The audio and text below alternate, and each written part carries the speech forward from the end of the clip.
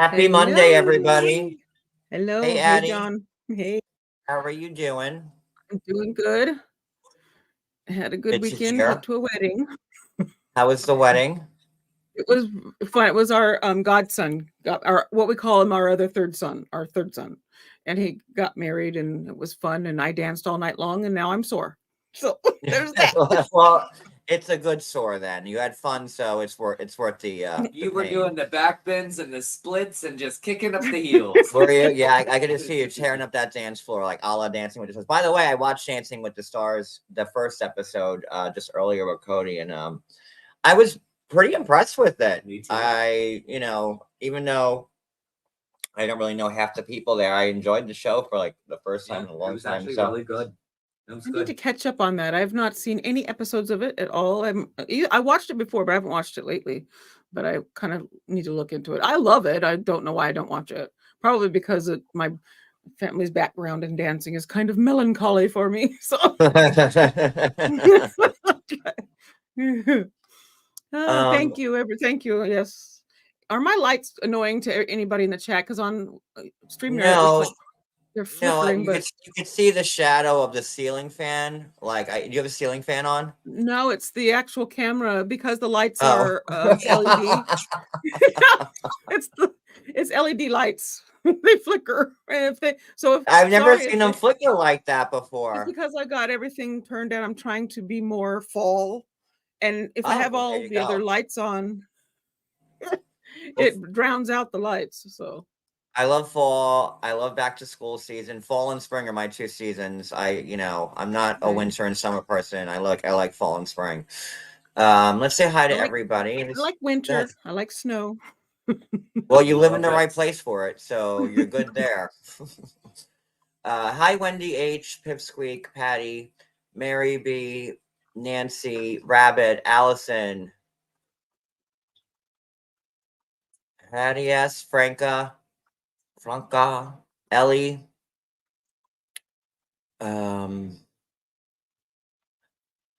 Fire Nice, Sherry in Paradise, Polly, hey Polly, Patty S, MTT,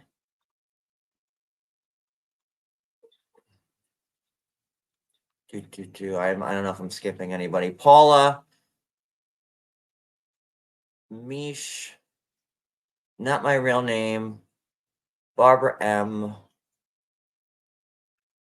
Addi.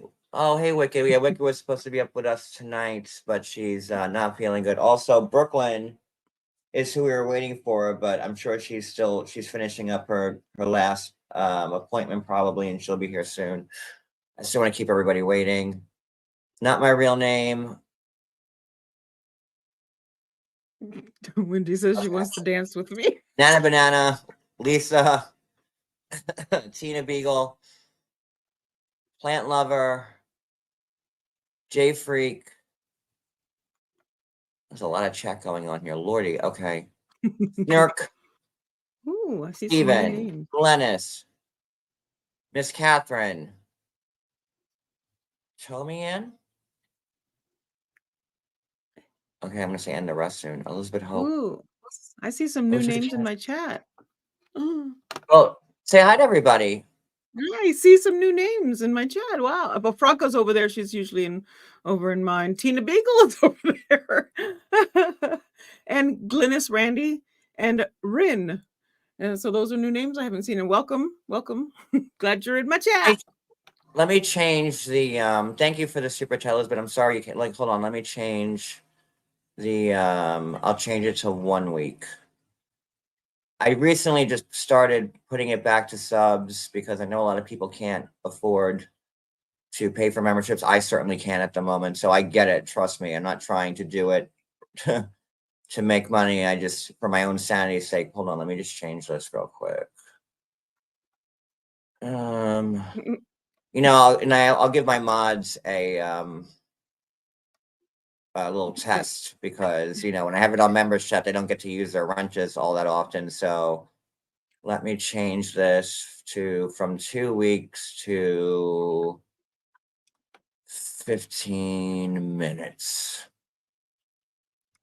I don't think you've been in the minutes in a long time. Except that one. You only put it on 1 minute. Last night, if anything is regarding Angela, I'm going to have it on members. I'm telling you straight out. Hey, Jen and Barrett, Keela Bila. So I know a lot of people are asking about Hope. You want to hear some screwed up stuff? Yeah. We were supposed to take in Hope today, and he's right next to me. And there he is. We were supposed to take him in today, and the vet that we've been dealing with for like the last 2 days was closed today for an emergency. I didn't know that we lived in Mayberry. And like I feel like I'm in my cousin Vinny, like, you know, when he goes to get the suit cleaned and the dry cleaners is closed for sickness. So just a horrible day. And you know, we already spent a lot of money there as it is that we don't have. And for me to take him somewhere else, they'd have to start the retesting and all the stuff that they already know. And it's just been a nightmare of a day. So if I'm not as giddy as I usually am, that's because why. So no changes. He's here. We're trying to keep him as comfortable as he can be. And even Geneva sent us some of, you know, her cat's medicine that I had that we ran out of to help Hope. And she sent it like overnight. And wouldn't you know that it's stuck in New York City? That's like, it's like, God, we can't win, man. But I don't want to make this about that. I really don't, because I've been upset about, NW, yes. That is exactly what happened. I heard the message. They are closed. Yep. you know, so it's just been a rancid day. I've been on and off about canceling this live, but it's the end of the month and I have to make my money, so it is what it is. So I'm trying to Hello to screw on my Justice smile King. as best that I can, and let's get through this live. I for one thought that last night's episode was like wah wah. Did you feel the same way, Addi? I don't even know if it was filler. I don't know what to call it. I was just mostly screaming at Kody. I had a lot to say. And it probably is not very nice, but it's probably accurate too. So it was just a more of a okay, we're getting to because I think the next one is going to be a better from what I've seen from Well, the yeah, from the previews. next episode, we see like Kody meeting David for the first time. You have no idea how frustrated I am, MW. Like, you have no idea. You have no idea. I want to throw things and break things and just throw stuff across the wall and break them. That's how I am right now. But yeah, next week's episode. You know, it's hard. We're recapping a show that was filmed 2 years ago, and you know, we all know what's really going on. It's like recapping 90 Day. You know, on that side of the fence, it's like, you know, talking about fake relationships and fake people who just want to be on the show for the sake of being on the show. But with Sister Wives, I feel like I'm recapping 2-year-old stuff, and I am. Yes, 'cause we know almost all of what's going on. It is, I mean, it's still not even caught up with the interview that was done with Peyton. We're still in that whole, My Peyton interview is still the most current thing you've heard or seen from the cast, and that was in January of last year. And now we're in, you know, that was January 2023. We're in September of 2024. So yeah, so I thought, you know, and I'm gonna try to keep these recaps now like to an hour, because nobody wants to watch a 2.5 recap of an hour-long show. That's number one. I mean, I wouldn't. And you know, I'm assuming that Addi, you know, the panelists don't want to spend that much time on a recap. I could see, like, you know, when we recap 90 Day, it being that show being 2 hours, there's more time, but like I'm trying to condense what we talk about. And again, like we're watching like, I don't know why Sister Wives does this, where they, you know, they already filmed season 19 and 20. So next season, get prepared to be 2 years behind still. But with that being said, I thought let's talk about the lawsuit that Christine just threw on starting Kody. off with tea. Thank you, Elizabeth. Was that to you, Addi? I don't know. Let me I see. can't tell. No, that's in your chat. Thank you, It's not. Elizabeth. It's not on mine. Yeah.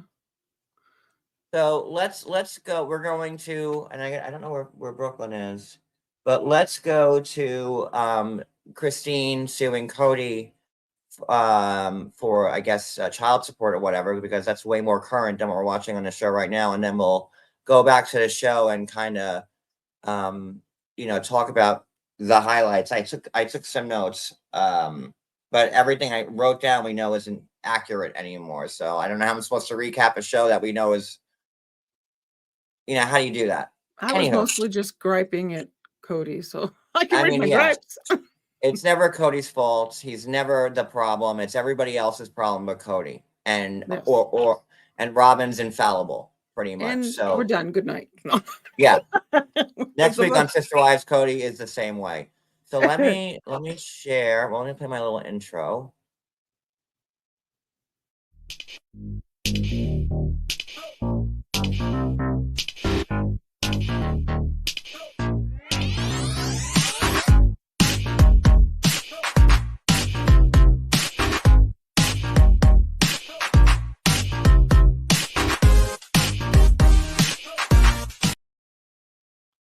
Let me get this on screen.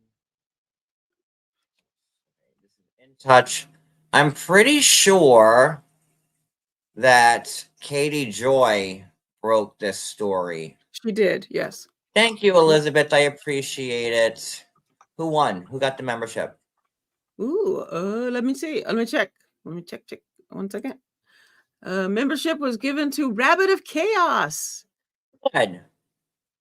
Hey, Terry Lewis. All right, so let's read this here. All right. And I think that it was Katie Joy without a crystal ball that broke the story. Yes, Like, she is a yes. force to be reckoned with Sister Wives. Like, Oh, yes. she is on top of this. I think the only thing I have over her is a paid interview. And she has to be everywhere else. Thank you So so it's much for that. That Wendy H was on my channel. Thank you very much, Wendy. Thank you, Wendy. Oh, All right, so Katie let's Joy is on top of this thing, and actually she digs deep, and she has another reason for doing what she does with that, the whole show and stuff. But oh yes. Let's see. Sister Wives Christine Brown is. Oh shit! Did I miss something here? Okay. Sister Wives star Christine Brown is taking her ex Kody Brown to court. The TLC personality is suing the father of 18 for child support and custody of their 14-year-old daughter, Truly. According to legal documents obtained by In Touch, Christine, 52, filed a lawsuit on Monday, September 16th, and asked the court to establish paternity of the teenager, as Kody, 55, currently isn't on her birth certificate. In addition, the mom of 6 requested a domestic relations injunction that stops both parties from harassment, domestic violence, canceling or modifying services, taking the children for non-routine travel without court orders or permission, or demeaning or disparaging the other party. Oh, there it is. Blogger without a crystal ball was the first to report the news. There she goes. I'm happy that she got the credit for it, because Katie Joy was also the one that put up that McKelty thing about Robin, and I don't think she got any credit for it. Yeah. And as a blogger, like, when you break a story that's like big like this, you want your credit, because that's pretty much what we run on. Absolutely. To answer MW's question, she said, "Thank you, Wendy. Wendy gifted 5 memberships. Thank you, Wendy." Oh, who got them? Let me see, Wendy. Let me see. Let me find it real quick. We got Tina Beagle, Serena, Tommy Ann Gunther, S. Stanley are the 5 who got it, and then Gabriella also got it. I know Susan. Well, congratulations to everybody else. Yay! Congratulations, winners. So MW, you ask, what do you mean? She is really big into handling these kinds of Katie Joy. Yes, religious whatevers. She brings all the news on it. She talks about all the stuff. That's what I meant by that. Her thing is to dig deep into the behind this behind the family, what their beliefs are and all that stuff, and go at it from that It's angle. also like heavily involved with the Chrisleys. Yes. Yes. Like, you know, that going thing. But she is a force to be reckoned with when it Yes. comes to Sister Wives. So, you know, make sure if you're a Sister Wives fan to sub to her channel, because she puts out stuff, like a lot of stuff, and 9 out of 10 times it's right. You know, there's a couple of hiccups she had, but you know, I look to her for when I have a question about Sister Wives, I ask her directly. Absolutely. All right, moving forward. Okay, after Christine split from Kody in November of 2021, Truly moved in with her mother from Flagstaff, Arizona to Utah. Around a year later, sources exclusively told In Touch in October of 2022 that Kody wasn't present in his daughter's life, forcing Christine to accommodate the Wyoming native. He's still paranoid about COVID and everything else, the insider explained. So if Christine is not choosing to do the transporting and making it happen, nor would she put Truly through any of that stress, then Kody won't have a relationship with Truly. He would leave his nest to see his daughter. Like, how do we feel about that? Because it seems to me, even after Garrison's passing, and I went live about that, like last Saturday, I want to say, about Garrison, and you know, Kody was saying it was a wake-up call and he needs to like get back on board with his kids, but he hasn't. Still, I to this I didn't day. feel like he put enough into anything about talking about any of that. Outside of the show, of course, it's not been on there yet, but when he gave his responses, it was he had one regret. And I really think that he drops the ball whenever it comes to any of the kids. And I understand why she's doing this. And I understand why she's saying that she's trying to preserve the little bit of relationship she has with Kody. That's why she took her, she'll talk about this, I think, in this episode. I mean, in this article, it was mentioned, or something else I read, that that's what she's trying to do. She's, oh, hello, I know. I'm sorry. I'm sorry on that one. I'm sorry. no. That was too much face for both of us. Like, I'm sorry. I look like you did and ran. I've been in a horrible mood all day. You know, like the worst mood, like spitting fire mood. Like, but yeah, I'm sorry. Go ahead, Addi. No, I'm just saying that I get what she's trying to do. I think that she is doing it for the proper reason. I also feel that she does not dog the kids, or dog him to the kids. The kids say that she doesn't, and I believe them. I think he thinks they do, and so he is more willing to throw that out there and talk bad and say gossipy things about the family, but he doesn't like it when they do it. So we'll get into that into the episode as well. So I just can't understand the fact that he lost, you know, Garrison, and he's still being like the narcissistic schmuck that he is. Like, you know, it's just absolutely. never his fault. He never takes accountability. He doesn't Ever. even act as a parent. Somebody put up a bunch of things that I saw were a bunch of clips following him, and all the clips from all the recent, or the last episodes and all that, where it was when Truly was sick. Um, the kids were holding on to Truly. He was off, not paying attention to her at all. Didn't even bother to make sure she had water. So I don't think that Truly even knows any of that stuff. I'm sure that that's not been told to her, that that happened. I mean, that she was sick and everything, but they didn't go into what happened and how Christine was very upset at Kody for what he did or didn't do. He didn't make sure she was hydrated, and that can mess the kidneys up bad. And anyway, so yeah, but I think that she's handling it better with Truly, and I think this is an excellent thing for her to do, because I didn't know that he's not on the, maybe I'm going too far into this thing, but No, it's fine. Talk.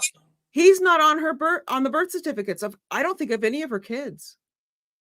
I had no idea. Well, it wouldn't make sense, right? Because you know, he at that point he was legally only married to Mary, and Mary only had Mariah, then now Leon.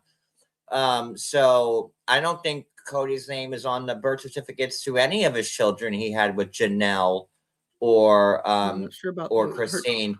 I don't remember if Christine's, if Mary, Jesus Christ, if Robin's first kid, was it Solomon or Solomon and Ariella. Yeah.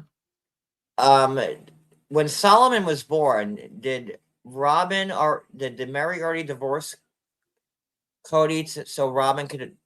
I can't remember. I think that they were already born. How long, when did I can look that up. When did he adopt the kids? It was only a couple years ago, wasn't it?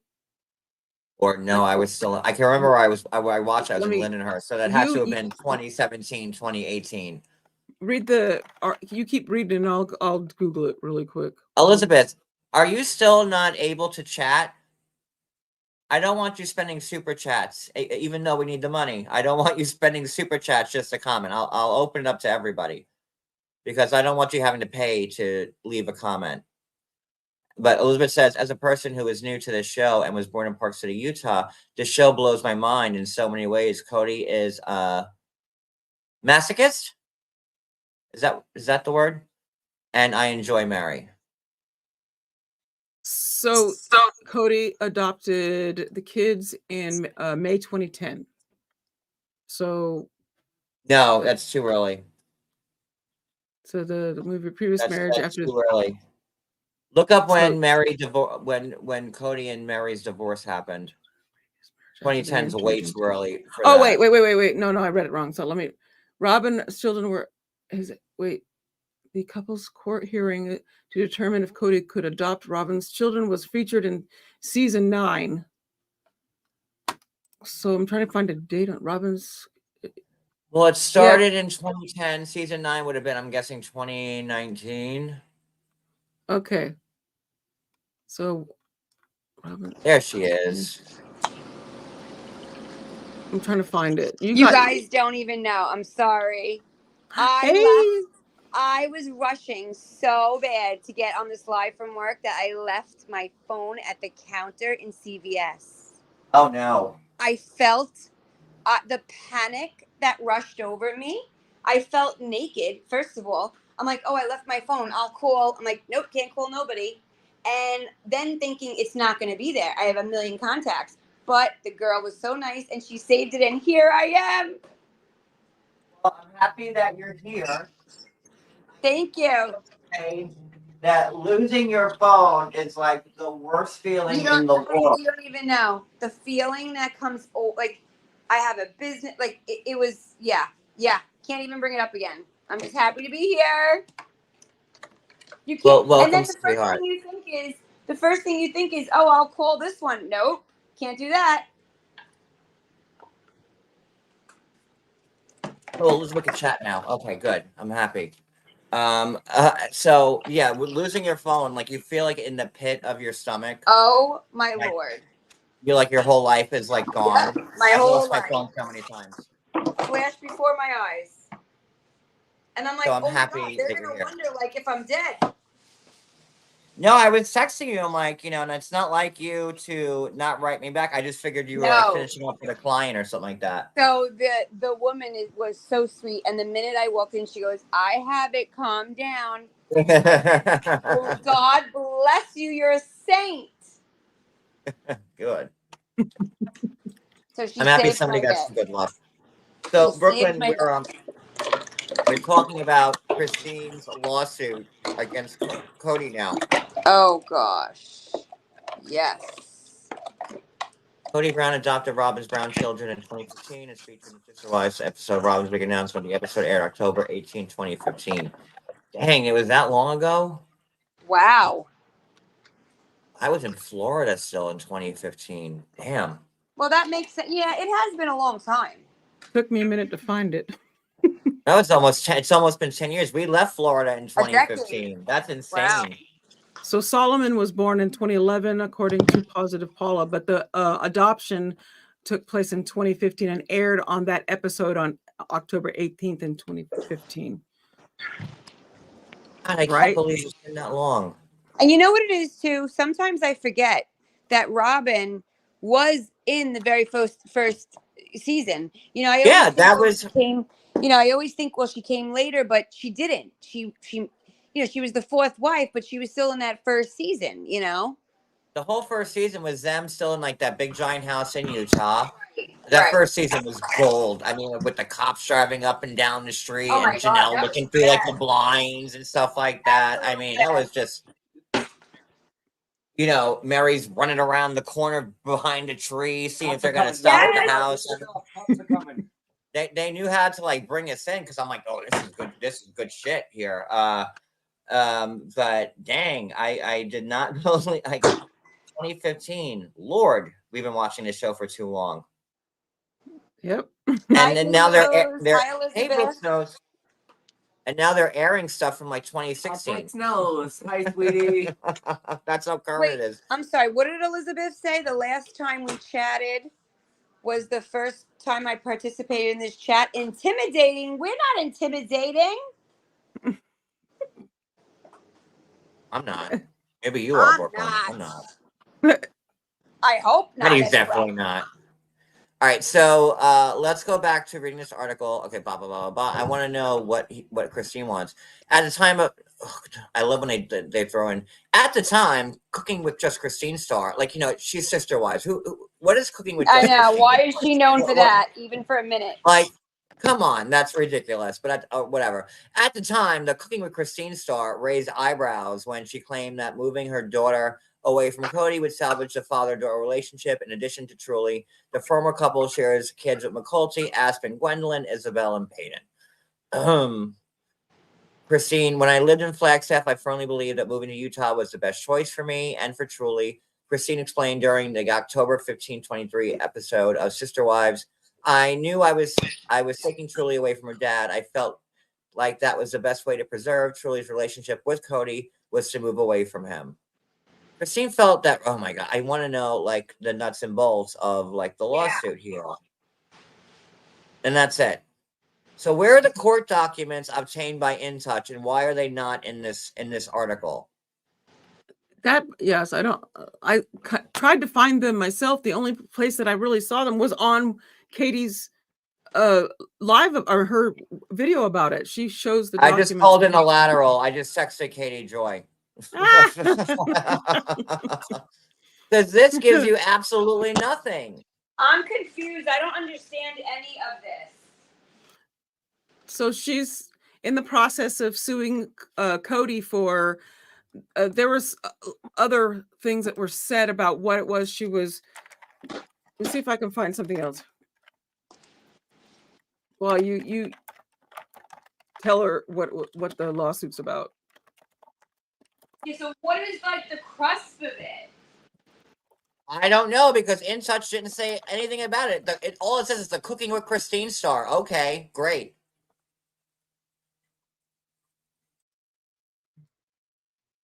Okay, so IMDb might have something. Let me see here.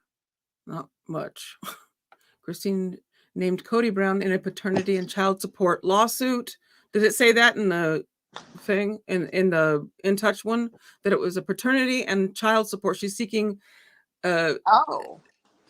But yes, because they have to prove that he is the paternal parent, is the father, because he's not on her birth certificate. Oh, wow. He's not on any of Christine's kids. And Oh, there she is. Katie. Hi, Katie. There she is. Hi, Katie. Katie, I'm going to drop the link for you. If you can come up, I'd really appreciate it. Here, let me drop the link for you. See that? Explanation. We're confused. That's when magic happens. Because this article gives you nothing. Super confusing, Katie Joy. What's happening There you go, here? Katie. It's in the Let chat. me get rid of this. Let me get rid of I this only horrible call her article. Katie. I don't call her Katie. Sorry if I call her Katie. It's one of my favorite names. Oh. Katie was the one that dropped this story. She, like I said, she's a force to be reckoned with on Sister Wives. She knows pretty much everything there is to know. When it comes to Sister Wives, she absolutely knows her stuff. Yeah, she has. Thank you has so the much. the full deets on the lawsuit itself. She has the papers. I tried to find them myself, but I couldn't. Is she gonna give Oh, us? it is now. It's turned up. It is turned.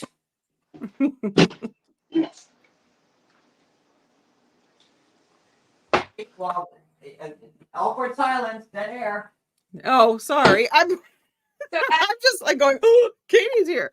while we're Thank waiting you, Katie. for Katie Joy, because my phone was at the desk at CVS, I didn't get a Hope update. Did we get a Hope update?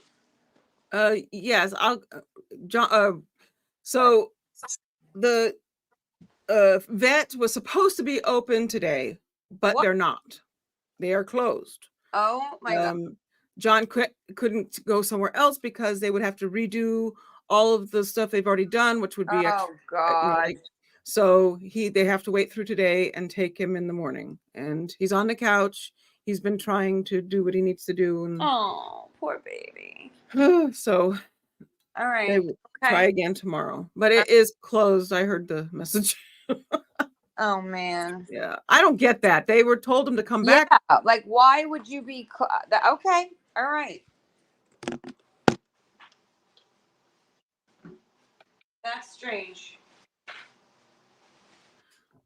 I kind of That's figured that was the case, Barbara, that it was about that Christine's kids were not on, that he was not on the kids' birth certificates to protect them in case something happened. Oh, right.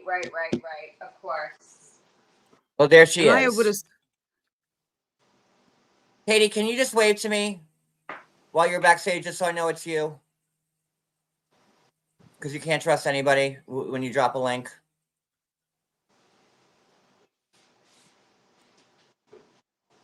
I hope it's you. I don't want to bring you up and then I see a big schlong. That's what I'm trying to avoid right now. Okay, it's her. She texted me. Okay. I don't want to see a big schlong. Is it you, Katie? No, it's me. Hi, Okay. Katie.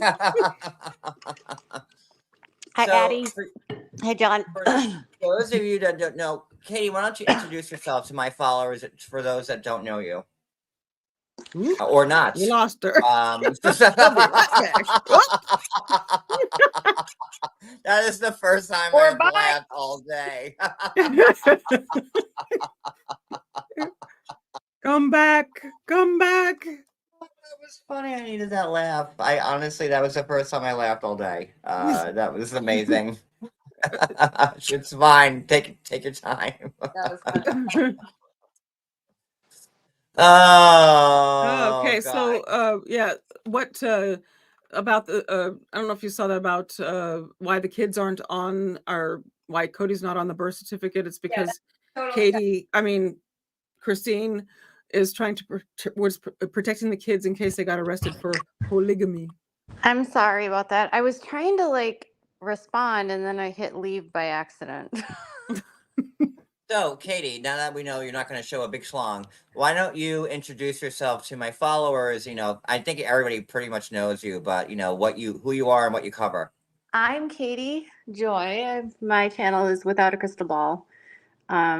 This YouTube account, for some reason, is my other old backup account, or my second channel. But yeah, I'm Katie Joy. My channel, Without a Crystal Ball, covers a lot of stuff: sister wives, cults, Duggars, reality television, bad influencers, criminals, cult leaders. Please make sure you're following Katie. Please. So, Yeah. Katie, since you broke this story, what can Yeah. you tell us? Because, In Touch gave us nothing. So, thank you for being here. Yeah. I really appreciate your input. Sure. Well, I'm just glad that In Touch credited me. I actually have a couple of their writers that follow me. So, well, I was just saying, on the live that the whole McKelty thing, saying about the funeral and all that, that was your story, and nobody really. I know they cited you all for saw that. your post, and then you got credited all over the place. But that's fine. I did? Me? Yeah, they credited you everywhere. It was wild. I was like, oh, this is weird, but that's okay. On this? Yeah. Oh, I saw you. I never saw On the McKelty story with the funeral, yeah. John, your story is everywhere. Oh, John, we need to look that up. In my defense, I cited you. You didn't control that. Post. Yeah, you did. You did cite me. Yeah. It's their fault, but it's okay. I didn't even see one article written about it. Oh God, it was everywhere. But it's okay. It's While okay. while we're mentioning it, Katie, did you get any more information on what that comment could be? I was watching Patreon last week, and here's the thing. Yeah. I think it was Tony that wrote it, not McKelty. Oh. And because they share an account, but something absolutely happened because McKelty on the Patreon has been like hinting that she's been having problems with her dad for a while. Okay. Because of like she had her birthday and he didn't call her. Okay. Well, that's no shocker. He doesn't call any of his kids on their birthday. I know, but except he Robin. used to call her, which I don't know why she was surprised, because Seriously. the thing that's really strange about this family is that like Everything? everything, yes. But until something actually happens to them, they don't believe it or they Right. defend Kody. I know what you mean. I know what you mean. They're like in the dark a little bit. Yeah, well, like when Gabriel was crying about it, like McKelty for the longest time was kind of regurgitating everything that Kody and Robin would say. Right. So a lot of people didn't like her. But then after Garrison died, I don't know, stuff started changing. And she said that like Kody has had the opportunity to like try to heal wounds, and that hasn't happened. That hasn't Hey, happened. I heard that that Robin made some crack remark at the funeral about Garrison. Is there anything to that made McKelty like not happy with her? What did you hear? In a roundabout way, at the funeral, I heard that Robin was being like, she kind of downplayed Garrison a little bit See, at the that's funeral, far-fetched to and me. that's what made McKelty blow up. Downplayed what?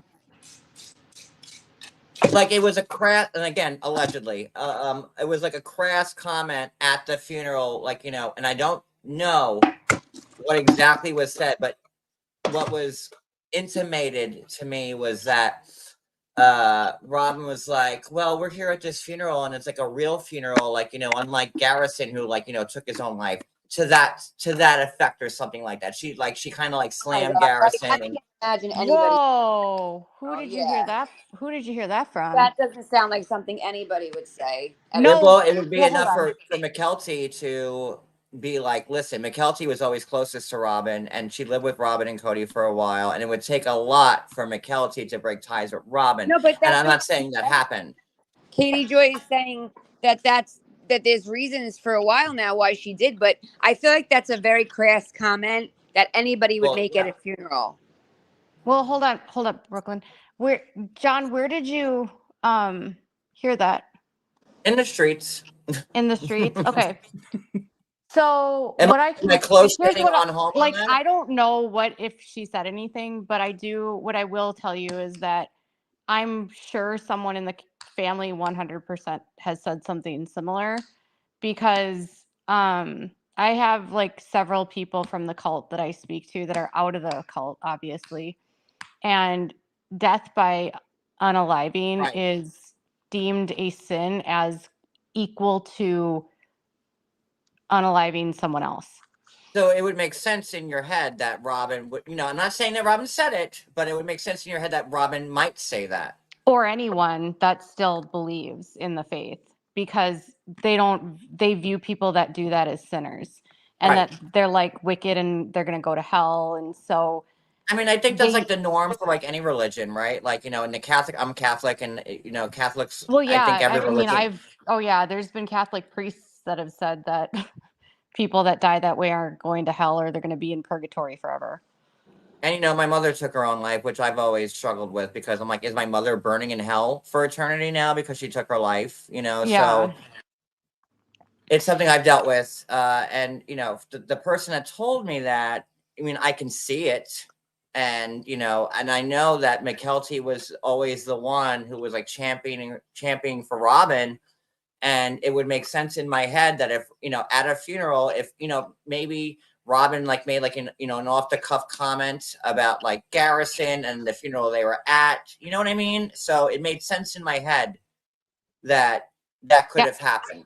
I mean, I don't know if that happened, but I wouldn't be surprised if someone in the family would say something like that. Like I said, especially if those people believed. I think there was other stuff that happened too, like the kids, Robin and Kody's kids, none of them went to his funeral, which Wait, is what? none of them went to his funeral. Wait, what? Yeah. So you're saying that Robin and her kids didn't go to Garrison's funeral? No, Robin and Kody went, but their kids didn't go. Oof. Yeah, they also weren't at the one with the flag ceremony that was They didn't go supposed to to the be. memorial. Yeah. They didn't, I don't think that they went when they had this like thing that happened in July in Wyoming. So that only makes more sense in my head that she said something like that then. I think like the kids didn't go to Gwen's wedding. They didn't go to McKelty's sprinkle. She's intentionally keeping and not allowing her kids to interact with. They wouldn't have gone to Gwen's wedding because Gwen is, gay, bi, whatever. And they always have different excuses for all of it. It's always like, well, that was at a bar, so we didn't know. And we didn't know if little kids could come, which is stupid. But with like the sprinkle, why weren't they at the sprinkle that was filmed for the show? Right? Like, where Robin keeps saying she wants her kids to have relationships with the siblings. And then when she has an opportunity for the kids to interact with the siblings, they're never there. And by the way, when they showed Robin's kids on the confessional on this episode, They look like both they were hostages. Frumpy, like Robin, like with Robin's sour face, all meh, I'm like, is it just misery in that household all the time? Because her kids, are young and they look like they're, 18-year-olds, they look like they're 35. They always look sad. They always look sad. Always. Aurora's 22 and Brianna's almost 21. And for them to look frumpy, and I don't I'm trying to say frumpy is like the best word I could use right now. I'm sure they're miserable. I mean, I can't imagine I'm sure they had to make that video. I'm sure they were forced to go on. They only ever go on to defend Robin. They never go on any other time really. Or they do forced things like get their ears pierced with Kody. Oh, that made me so mad. Which Kody was against. Yeah, so even though he had his ears pierced. But with the funeral, I think it was more like there's stuff that's, I don't know. Tony elaborated and just said that like since the funeral and since everything that's transpired, there's been a lot of opportunity for people to start to heal relationships, and none of that has happened. It's gotten worse. So I think, you would have thought that Kody's on People magazine saying, I wish I could have spent more time with him. And I just, but then he's not actually spending time with the kids that he has. Well, we talked about that last week, like exactly what you just said, like that. Oh, he wishes that, it's a lesson to be learned, and I thought I'd have more time, and bop, bop, bop, bop, bop. But why isn't he spending time with his kids now? What, he's got 18, well, now 17. So why isn't he trying to reach out to all of his children, like as a dad? With this hardship that the family faced. Like, I don't understand that. Because he can't humble himself and he's always the victim that's been wronged, I guess. I don't know. Okay, so Kitty, tell us about this lawsuit. What is Christine? What's going on here? So Christine filed a lawsuit in the state of Utah, in Utah County, and she filed for the establishment of paternity and custody and parenting time, or a parenting, whatever you call it, schedule, and then child support.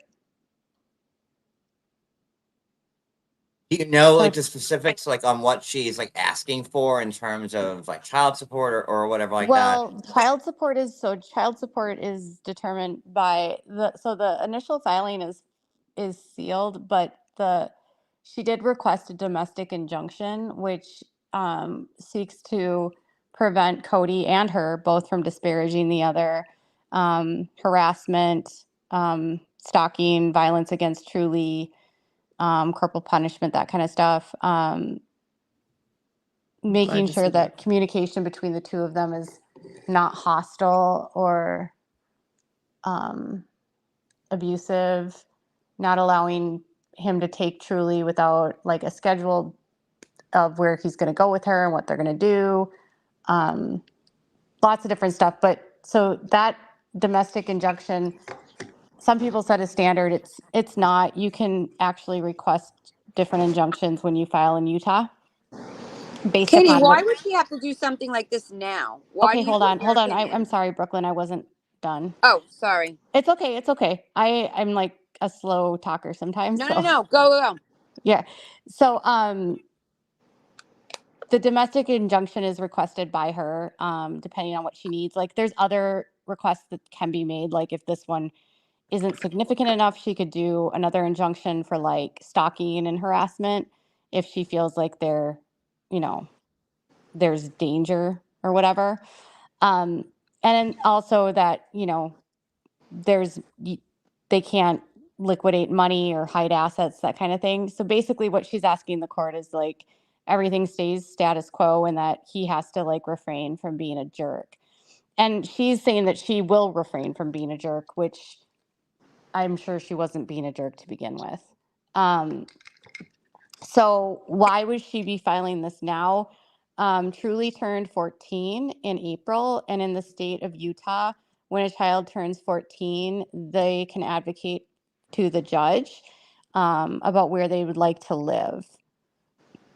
And they will take into consideration those needs of the child. They don't have to, but they're more likely to consider what the child wants when they're 14. So that's, I think, why she waited until Truly was 14. I also think that at the time of her separation from Kody, I don't think she really understood what she could or could not do because she grew up sheltered in a cult and they're told not to go to the court. And Kody was trying to brainwash her not to use the courts. And she was very naive about that. And I think now that she's with David, she's more clear about what her rights are. And I think that when it comes to Kody and Robin, it's timely given that they've put their house on the market that she's doing this. I think obviously they're all aware of the money that they have and they've been hiding from everyone. those assets And and all evidence. that lovely And so art. so basically what she's asking the court is to do a DNA test, paternity for him, to declare him the legal biological father because he didn't sign the birth certificate. Uh-huh. And then once that's declared, there's a worksheet they do.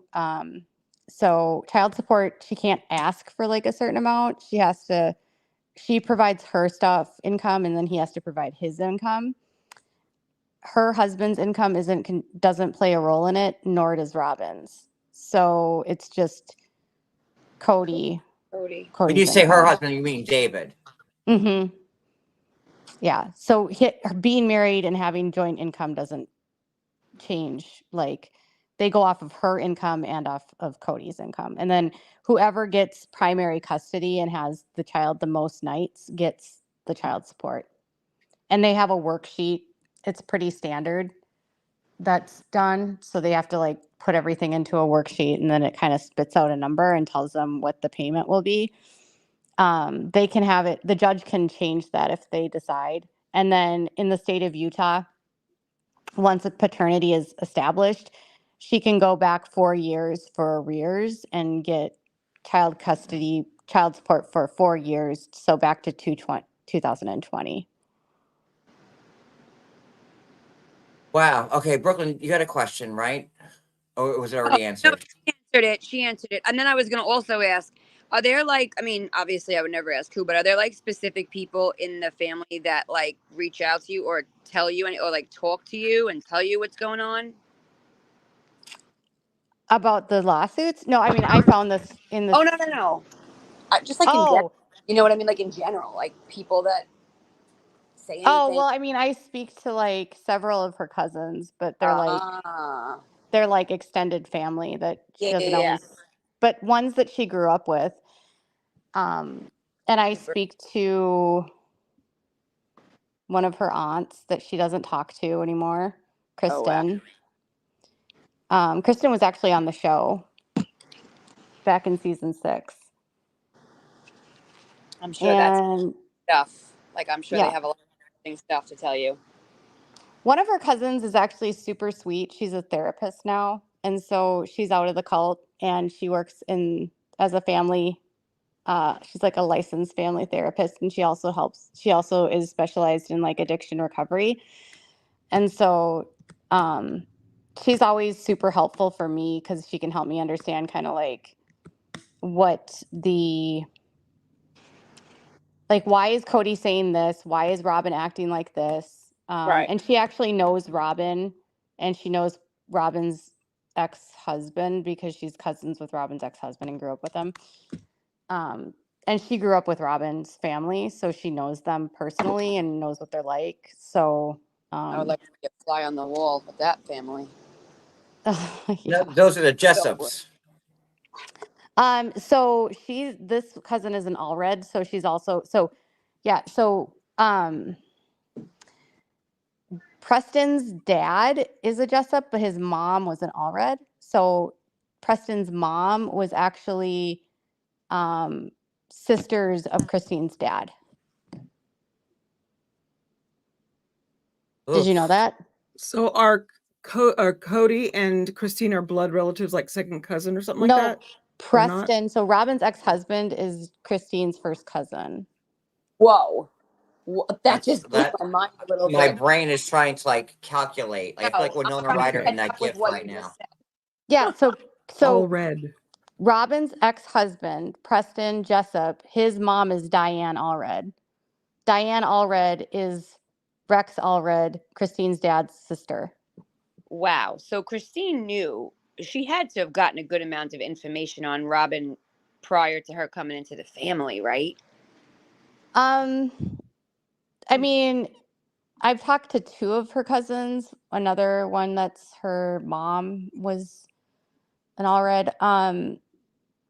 She would have known enough about Robin, and I think she knew enough to know that like she was skeptical of Robin.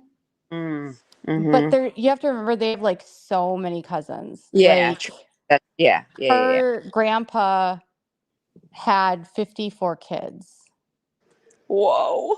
I struggle with So 2. she knows Preston, obviously, but how well she knows Preston, I don't know. But a cousin that she grew up with who knows both Christine and Preston and like knows Christine. Like I can go to her profile and she's friends with Christine. She tags Christine and stuff. Like they don't always communicate that often, but they're still connected. And that cousin has nothing like bad to say about Preston at all. She has a lot to say about Robin though. Wow. You know what I thought was weird on this episode, and like I said, like I don't know how you do it because it's hard to recap episodes which we know are 2 years old, and there's so much new information that's being shown on the show. It's like, why are we wasting our time watching it? But I thought it was weird that during the show last night, they were saying that Frumpy, Aurora, and the other one were saying like, oh, we don't talk to anybody else and never include us, and like we're blacklisted and meh. But I remember from my paid interview that he considered dating a brother, and considered him a full part of the family. Is there any truth to that? Where like because from what I hear, everyone accepted Robin's kids in, but now they're saying that's a different story. Well, I think that with any child blending, there's going to be challenges, and I'm sure kids did say stuff. I mean, come on now. Kids are kids. Like, kids can say really mean things and then they get over it, right? Like, I'm sure someone down the line might have said something like that, but I don't think it's true that they didn't want them included. I mean, as far as I know with Robin, she's lied about her ex-husband so much that they believe, her kids believe that Preston abused them and he didn't. Wow. And they believe that he didn't want to be their dad and abandoned them, and he didn't. He's still very So much is Preston the person that's like, are we supposed to hate him according to Robin, or is there like yes, goodness to him? yes. She calls him abusive. But he wasn't. No, not according to this cousin, and not according. I also speak to one of his nieces who grew up with Aurora and was close to Aurora, and was around when they were in their marriage, and Robin was just basically a shopping addict that left the kids with some of Preston's siblings and then would go shopping all day and open up credit cards and hide stuff in sheds Wow. and then pull stuff out to pay the kids with shirts and stuff that she got. And then he came home one day and she was like, had all the receipts out on a table and was like crying with her mom because it was like over $30,000 worth of debt. And she had to tell Preston about it. And his family like rallied around it and gave them money for her to pay off the credit cards. And then instead of paying off the credit cards, she spent it and then she left him. Well, Robin did say on this episode that she was horrible with money until she was out of the marriage, and then she learned how to budget. That's not true. I mean, she literally like left. So when they got divorced, he had to pay back his family still, basically, for the money she was supposed to pay the credit cards off with. And then she took the credit cards debts because they were hers and in her name. And then neither one of them could file for bankruptcy because they had claimed debt. So I don't know, if I'm not a lawyer, but I just know that in a divorce, when you start claiming debt, you can't file for bankruptcy on it. And they had to agree to that as a part of their divorce decree. So he was like broke, no money, owed his family tons of money, and couldn't always pay child support because she left him with nothing. And he ended up having to go back. He ended up going back to school and working doubles and sending money as he could, but Robin destroyed him financially. And then she had tons of debt. And when they were trying to qualify for their houses back in Vegas, don't you remember? She had to go to a credit counselor and she was like, I remember that. I couldn't even pay for my electricity. I had no money. I mean, she was still getting sued for that kind of stuff in Montana when the show was on air. So this concept that she's somehow better with money now is bullshit. No, I believe that. And like it only goes like to her elaborate bedroom, like with the artwork that goes from the floor to the ceiling, that hideous gaudy apartment. With more purple. Go ahead. Well, Serena has a question for you. Katie, have you gotten a chance to speak with the leader of the AUB's daughter by any chance? She's been giving great information on TikTok. Have you talked to her? No, I speak to her sister, Emily. So he has 37 kids, I think. So Melanie is the oldest of them, is the oldest sister. I speak to Emily, who is, I think, 10 years younger than Melanie. They've had different experiences, obviously. I've actually had Emily on my channel and interviewed her. Both of them know the family. So Preston, so Robin was in financial debt with Preston, and she racked up all these credit card bills. So it would make sense for her to go to Kody, and would make sense for I'm like, so basically what happened was Robin wanted to be on reality television. And how so? Like, was that always her goal? Yeah.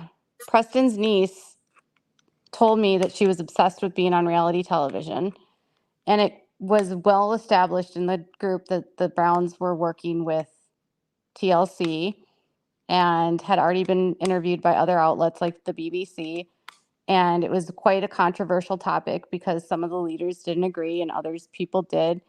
But Robin basically found out about all of that, racked up a ton of debt, left Preston, and made a beeline to Utah and met up with the family. Is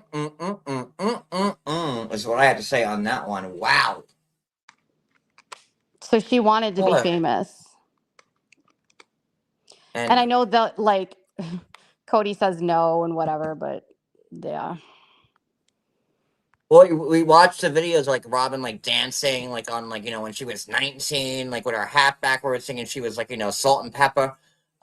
So it would make sense in my head that Robin wanted And that. I mean, yeah, she definitely like she came into the family with a ton of debt. I mean, if you watch the really early seasons, Janelle talked about the amount of debt that she had and like having to pay for the 3 kids and yeah, but they've never talked about how she basically ripped off the family. And so when the whole family blew up a couple years ago, excuse me. Bless you, I think. One of the family members reached out to me of Preston's and was like, I just want you to know that like we have been sitting here for 10 years watching this, or 12 years or whatever, just waiting for this to happen because Robin annihilates families. This is what she does. She's going to financially destroy them, and she's going to separate everyone and alienate everyone from her kids and Kody. Basically, she's made her kids believe that Preston's evil, wicked, and horrible and abusive, that his entire family that's up in Montana is evil, wicked, and abusive, and that they're so brainwashed about Preston. It's really sad. And so they said that she's already doing it with her kids, with the Brown kids, and that they had contact with Aurora and Brianna until about 2018. And then when they moved to Flagstaff, Robin and Kody cut them off from everyone. Ooh. That's a lot to comprehend in like a little bit of time. Go ahead, Addi. Yeah, so they were cut off from their Montana family. They didn't speak to their dad anymore.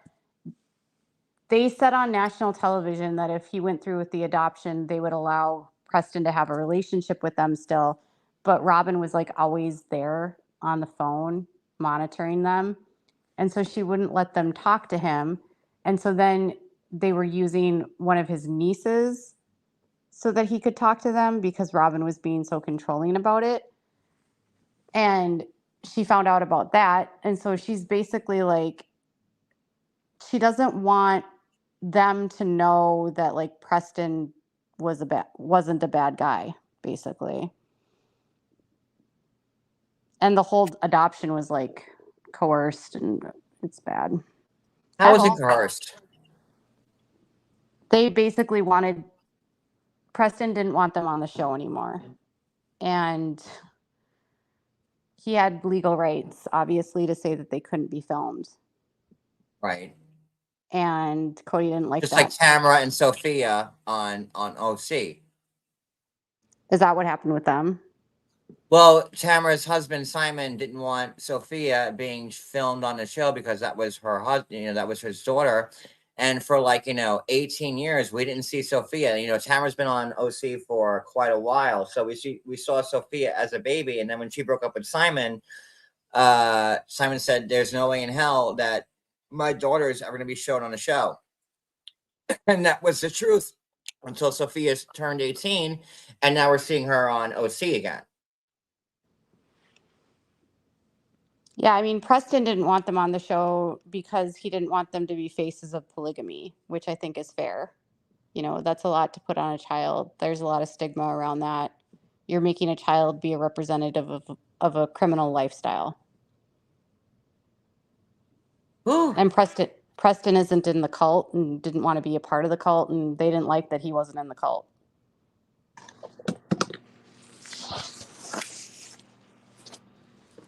Wow. I mean, and frankly, all the kids, none of them should have been forced to be on this show to be the face of a criminal lifestyle. Polygamy is criminal, and the cult that they're from is a criminal organization. They're domestic terrorists. Oof. Heavy stuff. Very heavy stuff. It's super heavy. I mean, the AUB is dangerous. Sounds So when all Kody dangerous. was saying in this episode that he abandoned his faith, like, where does Kody stand with the AUB now? Like, is he like, disavowed or, done? I don't know what Kody believes, honestly. Like, In himself. yeah, I mean, I know He's that a such a couple years narcissist. ago he was trying to get, around the same time that Mary wanted a release, he was trying to convince them to let him start a branch of the AUB in Arizona. And like use Coyote Pass as a compound area. Creepy as fuck. And now he doesn't. That's- And now he's not into his religion anymore. Huh? And now he's not into religion anymore after all that. No, I mean, he was doing that the same time he was saying what he said last night. Wow. That's what I'm saying is like you can't trust what he says Yeah. on the show. The leaders don't like the current leaders. I don't know how to say this. Okay. The current prophet is a jerk. He's abusive. He abused his kids. And he's just a horrible human being. But the prophet before him was a child molester. That was Lynn Thompson. And that's who he wanted Christine to go to for a release. So he was like, okay for Christine to go to the child molester for a release, but he doesn't want Mary to go to Dave, who's the child abuser. But it's basically because Dave doesn't like Kody, and Kody doesn't like Dave. Because they're both narcissists. That fits. And he doesn't like Mary either, so. No, well, I don't know that Mary's a narcissist. Well, no, I mean, he doesn't like Mary, so he doesn't really care where she goes. Oh, well, I think, so when I was talking to one of Christine's cousins, and I asked about like why wouldn't Kody go to the release or whatever. Basically, what she said is that he would have to get, if he fights the release and he goes, I mean, he would go and have a conversation with them, but he would be held accountable for that. Like, he would be reprimanded for abandoning her. And she claimed abuse and abandonment, I guess. That's what this cousin told me, and she was released. There's I think there's abuse, abandonment, adultery, and addiction that they can claim. And so she was granted the release, and I don't think anyone would deny that he abandoned her, Yep. But it doesn't so he gets in trouble with them, but it doesn't prevent him, if he were to make amends and repent and start tithing again, they'd be like, all right, you're cool. You can come back. He's not excommunicated for it, but he wouldn't be able to get any new wives right now. They wouldn't give him any new wives. And is Kody, is he shopping for wives? I don't think he is. But is he? A couple years ago, he was. Was it the nanny? No, not Mindy. Wasn't that Mindy's, Robin's cousin or some shit like that? Mindy's married. She's not in the cult anymore. So no, it wasn't Nanny. But I think a couple years ago he wouldn't have. I don't know. Like I said, you can't take what he says on this show to be true all the time because he lies about everything. I don't think that he has the reason why the way that their cousin explained it to me was that the reason why he's not accepting responsibility right now is that if he says that it's all their fault, then he can still have a good standing with his God, and that he can believe then that he's not unrighteous and still going to the kingdom, and it's just the wives that are at fault that need to repent. And so they're the ones that failed, not him.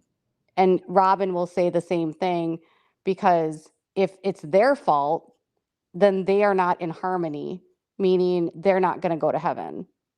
They can only get to heaven in their kingdom with celestial kingdom as long as there's 3 women or 3 wives that they're in harmony with in a celestial marriage, meaning he's adoring and taking care of all of the women. But if the women fail him, then he can blame them and say, it's not my fault. They failed me. They need to repent. So that's why he'll blame them. And So that's this why is all he, like, when he meets Saint Peter or who's ever at the celestial kingdom, at the gate, right? Like, that. Well, he gets his own planet. You don't know that? What? yes, that's his whole thing. They're working to be gods and goddesses of their own planet. Yep. And so, yeah. Wait, So Addi, what? right now, the way that it is, right now, the way that it is, his cousin says, or Christine's cousin's like, he's not even eligible to go to the celestial kingdom because 3 of the wives have left him.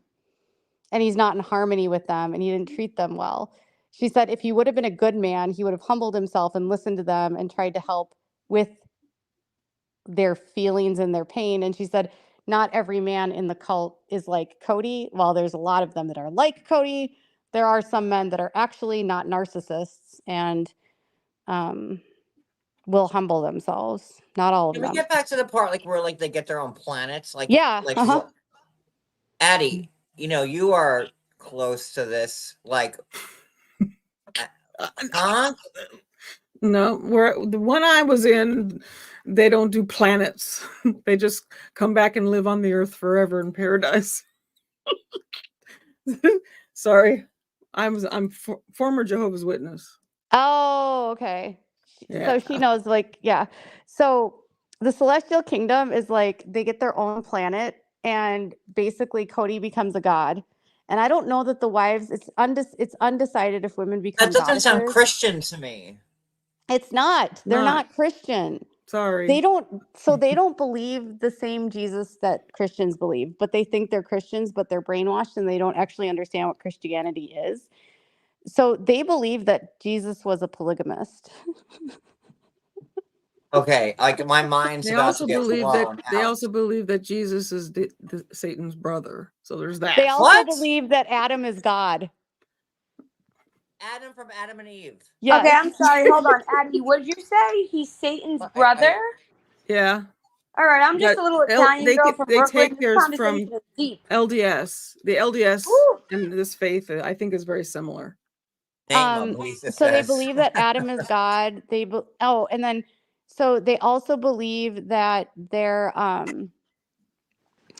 so they believe that people of color, like anyone that is not white, is cursed and has the curse of Cain, and they're called Canaanites.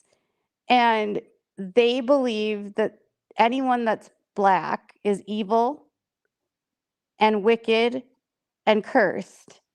And so LDS we used to believe that. Sorry to cut you off. Sorry about that. But they also believe the same, or did, when what's his name? yeah, was, this all comes from the original church of the LDS, yes, but yes. the Browns church still believes this to this day. So Wait, so the tablets that Joseph Smith found, like in Rochester, New York, that was all engraved on those tablets. I'm not trying to dog someone's religion. I'm really not, but like this is insane to me. I'm sorry. Keep going. I'm sorry. Yeah. So basically they believe that like the Canaanites, which are black people, or even brown people like Tony, like Mexicans or Latinos. Oh, Tony. Yeah.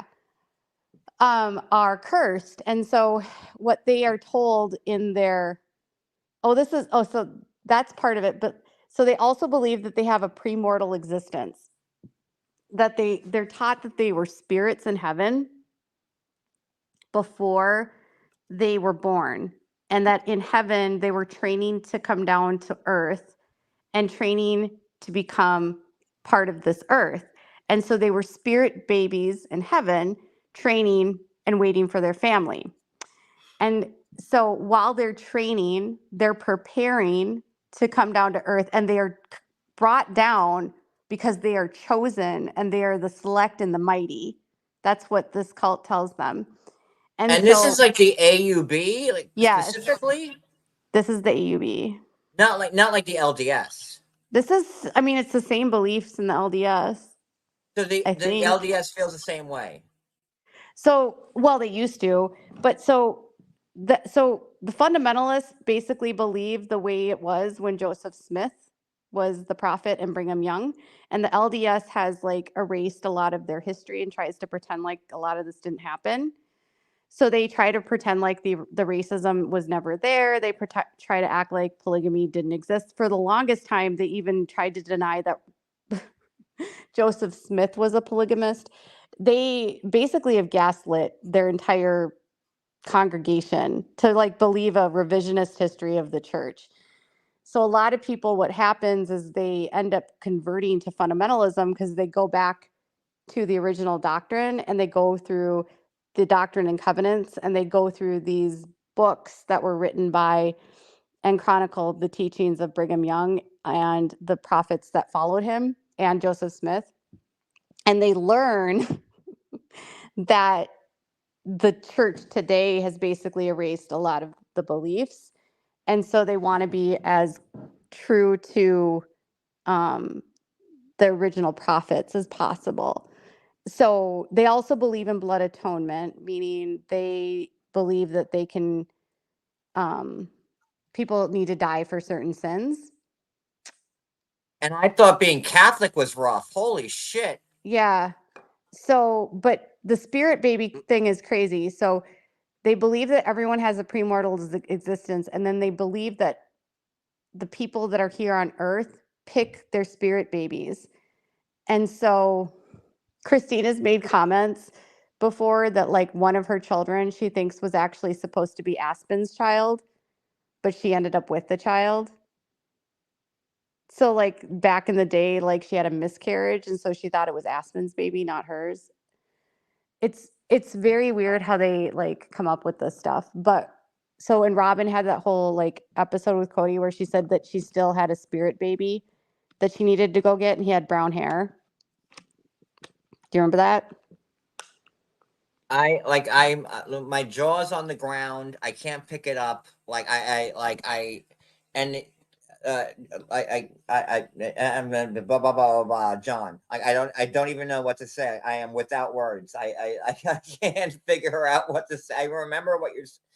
Yeah, but like now that you're saying this, like I'm rethinking everything I've ever heard on So this show basically, now. when they say that they're a spirit But baby, I so was what their church teaches them is that they need to go and populate the earth because they need to stop the Canaanites who are cursed, meaning the black And the people. Canaanites being like, anyone that's not white. Yes, they need to stop the Canaanites from taking over the country, and they need to purify the country as much as possible. So they're a white supremacist cult. And so they're taught from birth that it's their job to have as many babies as possible so that they can take all of the spirit babies from heaven and prevent those spirit babies from ending up with Canaanites or black people. Oh my God. wow. So when Janelle says she still believes in the faith, you gotta like. And this is the faith that all 18 children grew up believing in.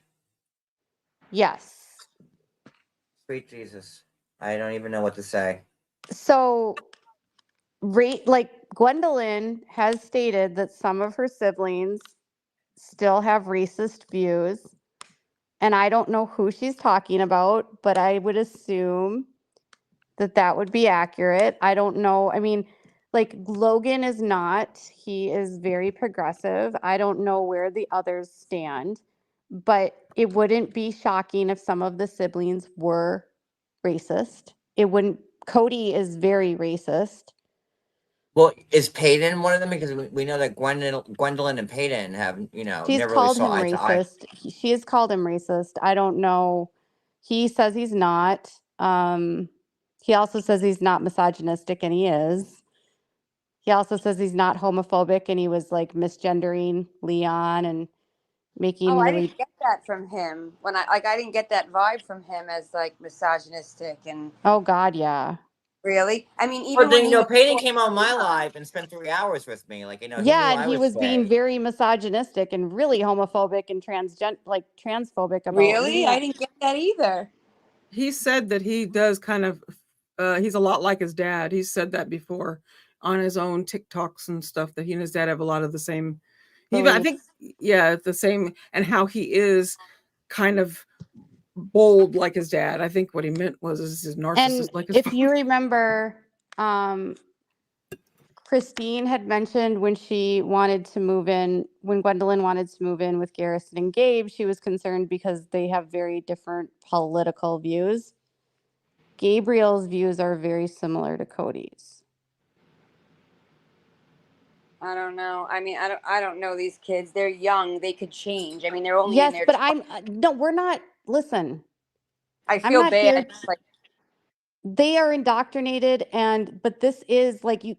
yeah, It's not talked about on the show because no one would watch it if they knew the truth. If you talk right. to anyone from this cult, they are born and bred to be racist. They are born and bred to overpopulate the world so that Canaanites can't take over. They have genealogy groups where they can go, like they literally have a website that they log into where they can look to see if their current someone that they're interested in has any black in them. Because fathers in this group will tell their daughters it would be worse, like the biggest sin that they could ever commit would be to marry a man that's black. What about Tony then? Well, you saw how he was received when he first came into the family. Oof. So maybe that's See, this why one she said, he married said, him. all women are crazy, emotional, and liars. Like, Oh yeah, my God. he was misgendering Leon. I don't know. Like, I watched it and I was offended. Like, Peyton he's, he's a bombastic kid, but I think Yeah, I something felt has. that Peyton was like nothing but forthright, and genuine when I Yeah. interviewed him. Oh, really? And I he's also don't like, get he went on a tirade calling Mary abusive, but he literally was so abusive to Gwendolyn. I was just saying. But I that's a also don't sibling get thing, though, Katie. Like, Yeah, that's a not sibling thing. always. Like, he couldn't be left alone with Gwendolyn. I don't know what happened there. Yeah, we don't know what happened because they're siblings, and it's that, you know what I mean. So like, I don't know. He's I don't. 6'6", and Gwendolyn is not. He was But always. there's I also siblings. don't like There's a Gwendolyn very difference much. between So like you being a know. sibling and like, you know, a sibling Exactly. relationship. Like, you know, all siblings fight. Like, you know, and Things granted, happen. you know, we don't all have like 17 brothers and sisters running around, right? Yeah. Like, you know, most families don't. But Okay, that's fine. That's fine. I'm not saying all I know is that he has admitted to abusing her. He's admitted to it. And Gwendolyn calls him the most. abusing her how? He's hit her. I mean, my brother beat the shit out of me.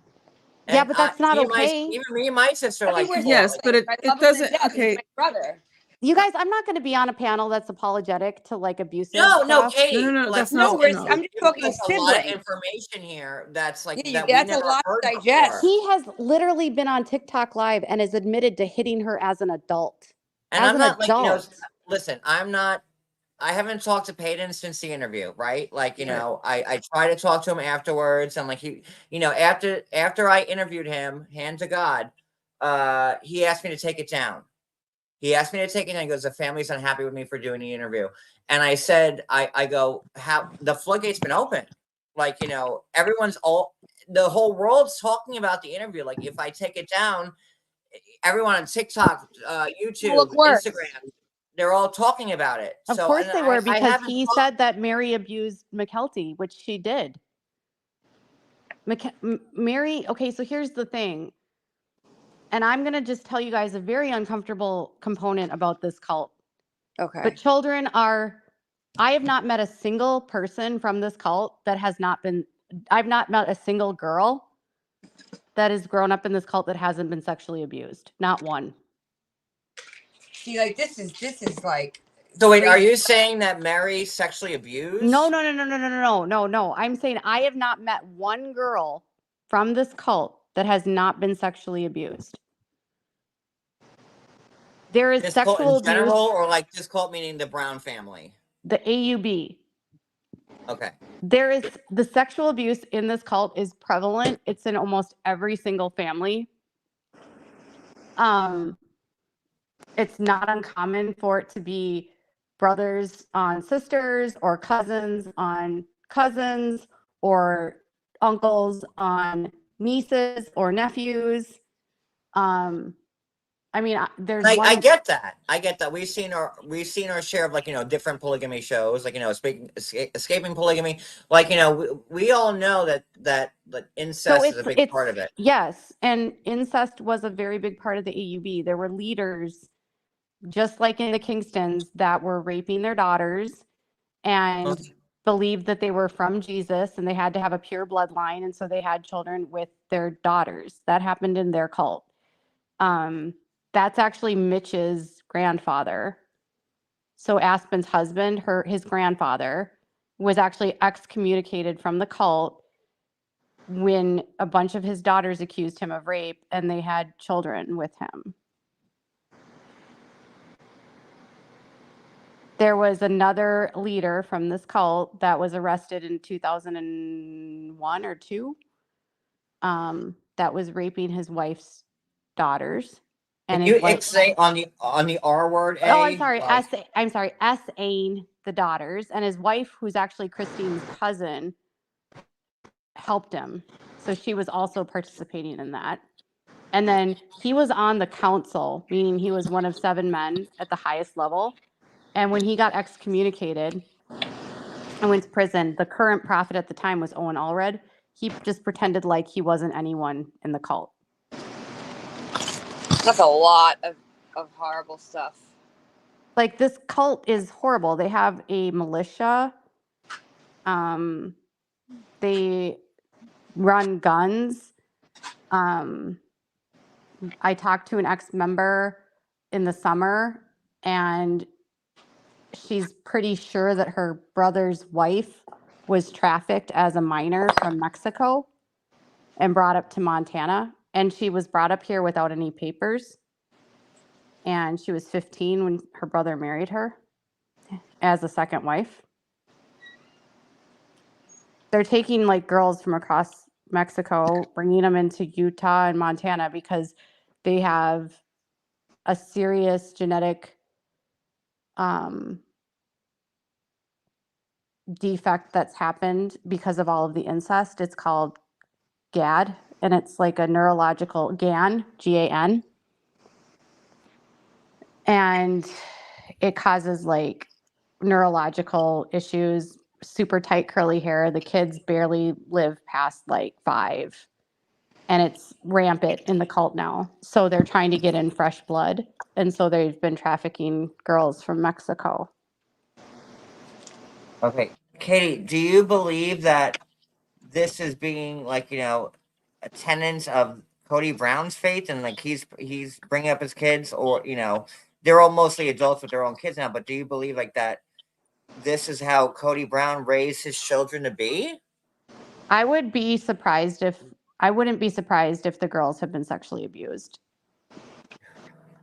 But I don't know their stories. Like, that's the thing. We'll never know their stories as long as they're on the show because they have to protect the show. Mary's father was extremely abusive and, like, physically beat some of his wives. Like, one of his wives, he beat her so badly that she was knocked down the stairs so severely, and she left. He had 5 wives, but all of them left him except for Bonnie because he was abusive. This is a lot to take in. A lot to take in. That's the thing about the show is very it sanitizes and it doesn't go into any of this. You know, like, So with my paid interview, let me ask you. Yeah. So what did you think was like, where did you think he was lying, or like, like Jesus Christ, you just gave me a lot of information I'm hearing for the first time and trying to digest it. Yeah, and all of this stuff, like I have videos on most of this, like so many different members. I speak to so many different members. So I want people to know, like, I'm not making this up. Like, one of my contacts, her dad killed himself when he found out what was going on in the Brethren. So, like, it's awful. And Owen, who is the one that Kody loves, he ripped off an actress named Virginia Hill, stole like millions of dollars. They hid the money in cans and walls, in like tin cans, like, vegetable cans or whatever. They stuffed it. They stuffed money that they stole from this actress, and they put them in a wall in a bathroom. So And what do you think that Mary's done? And, Oh, the I pagan think alluded Mary's to been it. physically abusive. Has anybody been sexually abusive, in your opinion, in that family? I don't know that. I have no idea. I don't know. When siblings are being separated, that's always what would raise hands for me. Like, I don't know though. When they're saying I can't have you staying home with that sibling, that would be like, okay, what's going on there? I don't know. There was that scene when Mary wanted to watch the kids, and then Rob was like, absolutely not. Oh, with Solomon when he was a baby. Right. I mean, I guess I can kind of understand that. But then she let her take Brianna. And Brianna went on the trip with her. So McKelty, as soon as Peyton did that interview and said that McKelty was abused, then Gwendolyn said she saw McKelty get physically assaulted by Mary. And then McKelty went on damage control and put out a video on her Patreon, and she said that she doesn't remember. But McKelty refuses to be in the same room with Mary. She gets visibly upset when she watches Mary on the show. And she has a lot of a trauma from whatever Mary did to her. Physical abuse is normal in this cult. And Gwendolyn said that Kody would paddle her and she would have bruises. She said that. Well, I mean, physical abuse is not like, it's just not to the AUB cult. It's No, I was but this is like physically. But like, no, it's not. But these kids don't have birth certificates. They're invisible children. Like Emily Lee, who's the daughter of Dave Watson, who's the current prophet, was on my channel, and she spoke about her siblings whose mother, they were her half siblings. Her mother chained them to beds and beat them and starved them. She told stories about her dad coming home on the days that he would be there, and she was beat with a 2x4 and had a sliver that was like, I don't know, in like a foot long in her leg. And putting her brothers up by belt loops on the door, like using their belt loops as a hook, and then beating her brothers with 2x4s. It's not like, this group is vile. Do the authorities ever get involved? Everything is so hidden. Like I came in stuff. Because like Christine's, like a lot of kids that are in this cult don't have birth certificates. They're invisible. like children dying in this cult is normal. So when Garrison died and the way that the family just moved on, like it just was a thing that happened and they just kept putting out content and stuff, that's normal because children die in families all the time. I Yeah, know but how one normal is it like that they take their life by S instead of like, I don't very know. normal, very common.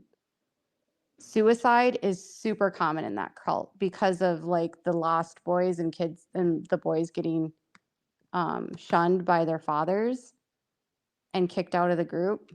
Garrison was kicked out and shunned by Kody because he's competition to Kody. But wasn't Gabriel and Logan and all the other males like Kody only talks to Robin's family, so All the if boys that's are the logic, all of his boys that don't obey his rules are kicked out and shunned. They're lost boys. They're competition. You know why he's mad at, why the root of his anger at Garrison was that Garrison called Robin. with the Christmas thing, that issue. No, about like the COVID rules. No one is, Kody doesn't let any man speak to his wives.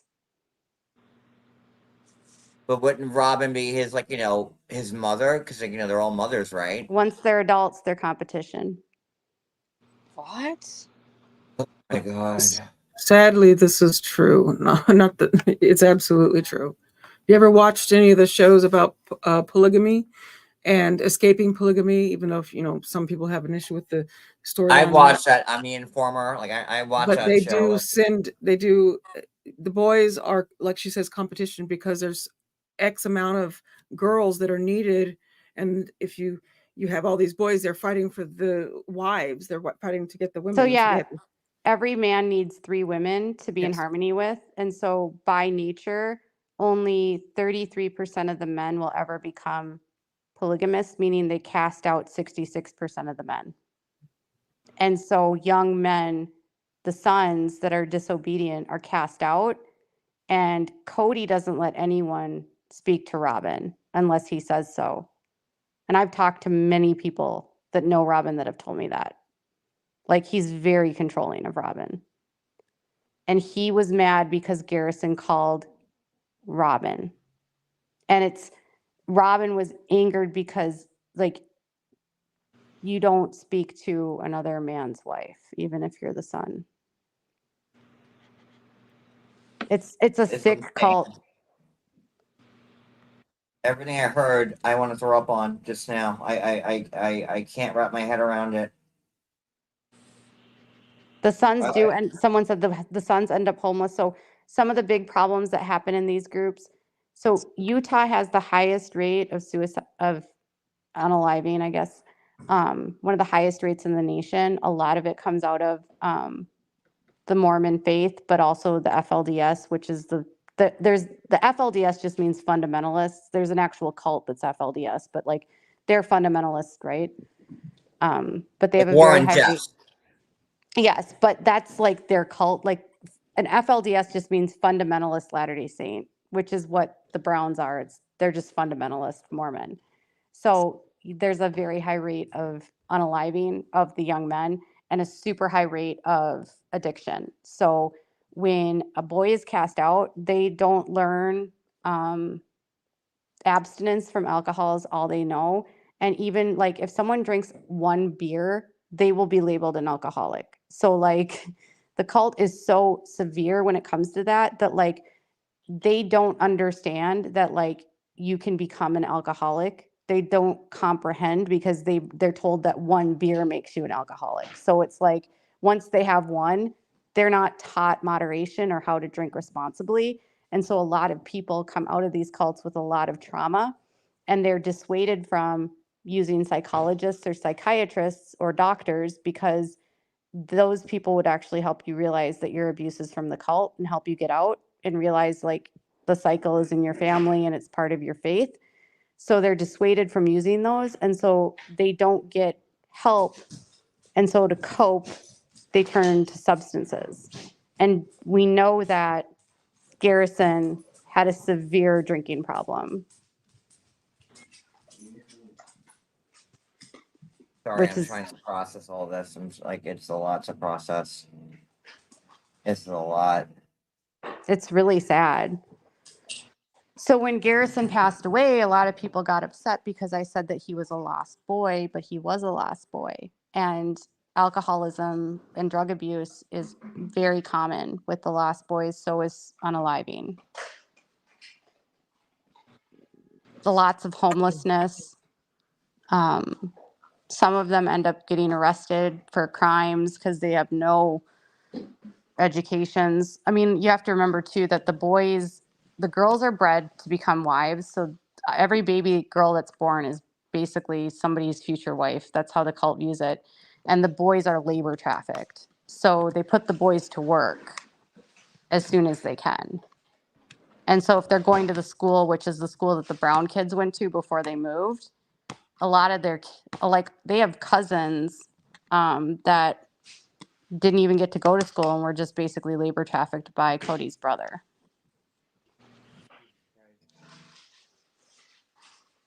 So the boys are workers and the girls are future baby makers and wives. Well, this wasn't the recap I was thinking was going to happen tonight. I can tell you that much right now. Holy shit. Kody's family was not very liberal for the FLDS. That's not true. Kody's brother, Scott, is not liberal. Kody's dad is not liberal. Kody is not liberal. Someone said that in the chat. Kody is extremely conservative.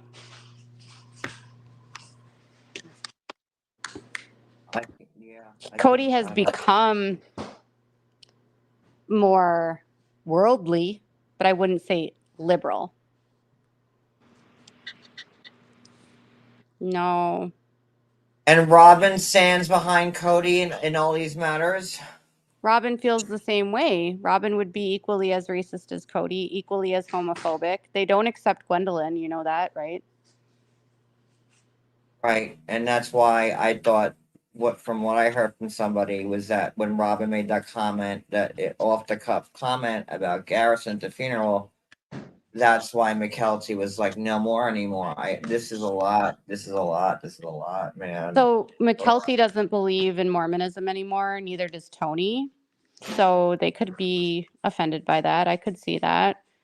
Robin still believes. She's still a believer. Does he support Leon? No, they do not.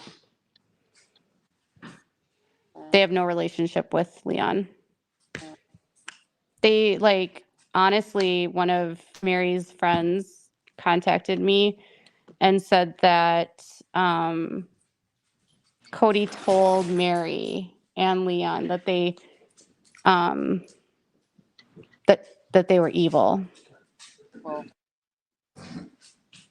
and wicked. And Robin tells her kids that Leon and Gwendolyn are evil. That's why, I don't know if you remember, but Gwendolyn said that Robin wouldn't let her be with Solomon, in her bedroom when he came over for Isabel's party. That. That's why. Wow. How do I know this about their family? Because I speak to other family members and I speak to people from the cult. This isn't a huge cult. It's a small community and they're well known. So everyone knows them. I don't know what to say. I'm surprised that some of this is new information to you. I assumed most people knew this.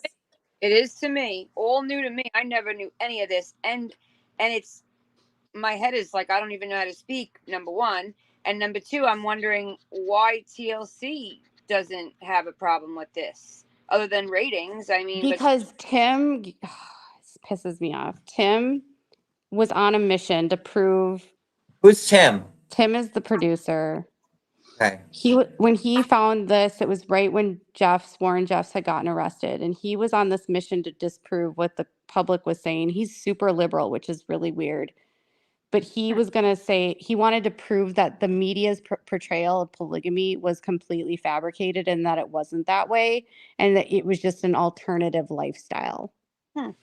And so they're willing to ignore everything. They don't show half the shit that happens. But in fairness, they also cover for Kody a lot. Oh, yeah. Kody, yes. So Kody's son, Ben, says a lot of stuff. Like he's got a TikTok. He was labor trafficked by his dad, Scott. He's spoken quite a bit about the white supremacy in the family and that he was born and bred to be a white supremacist. Yep.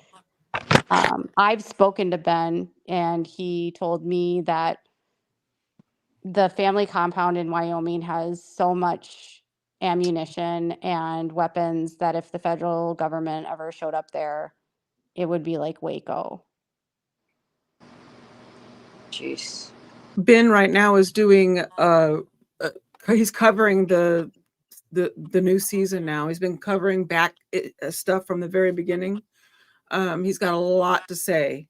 How can we And find Addi? I'm sorry? And where do we follow him?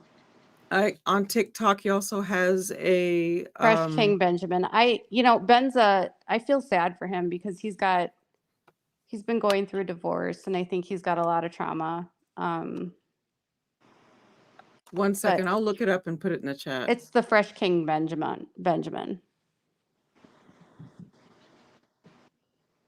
I'm sorry. What's his relation? I'm sorry. He's Scott's son. Scott is Kody's oldest brother. Okay. So Kody and the wives used to live up in Wyoming, and Right. Ben grew up on the compound up there. But Kody and the wives moved to Utah. Oh, right. So, but McKelty denies things that Ben says. It's really weird. Oh. That's the thing. Like, yeah. Wow. And Sorry, even I'm seeing your son. Sorry, go ahead. I'm like sorry. Ben was going to come onto my channel, but he won't even talk to me now because his family, Kody, they don't want anyone talking to me. Really? No. Why though? If you're like saying what's going on and telling people. Because I'm anti-polygamist, so they view me as like a threat. Oh, okay.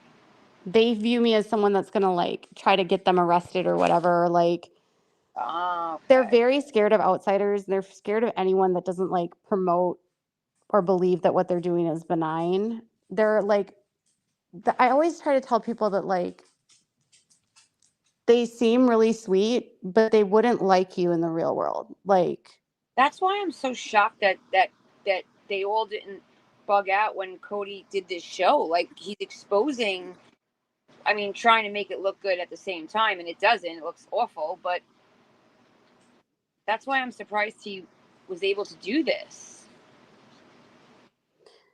yeah, they just don't. They weren't happy with him. Yeah. The leader. So Lemoyne Jensen was the leader at the time, and one of Christine's cousin who was at church when this happened said that Lemoyne basically gave a prophetic vision to Kody in front of everyone Really? and told Kody that if he did this, he was doing this for all the wrong reasons. He was letting his ego get ahead of him, and that if he did this, he had a vision that God would destroy his family. Wow. And that's okay.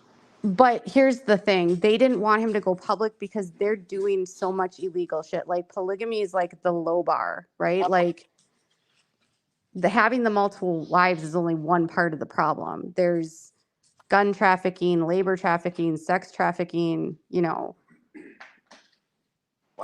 There's just so much crime. There's undocumented children. There's human trafficking, bringing people from Mexico to the United States to become wives. They didn't want to be exposed. So if you notice on the show, they never say which church they're from. Correct. Yes, I have noticed that. And that's an agreement that they made that they would never say the church's name. Wow. Very, very intense stuff tonight. Very intense. Why would they not speak out to get the show off the air if it would expose potential legal implications? Forced labor. So the problem with a lot of the family members is that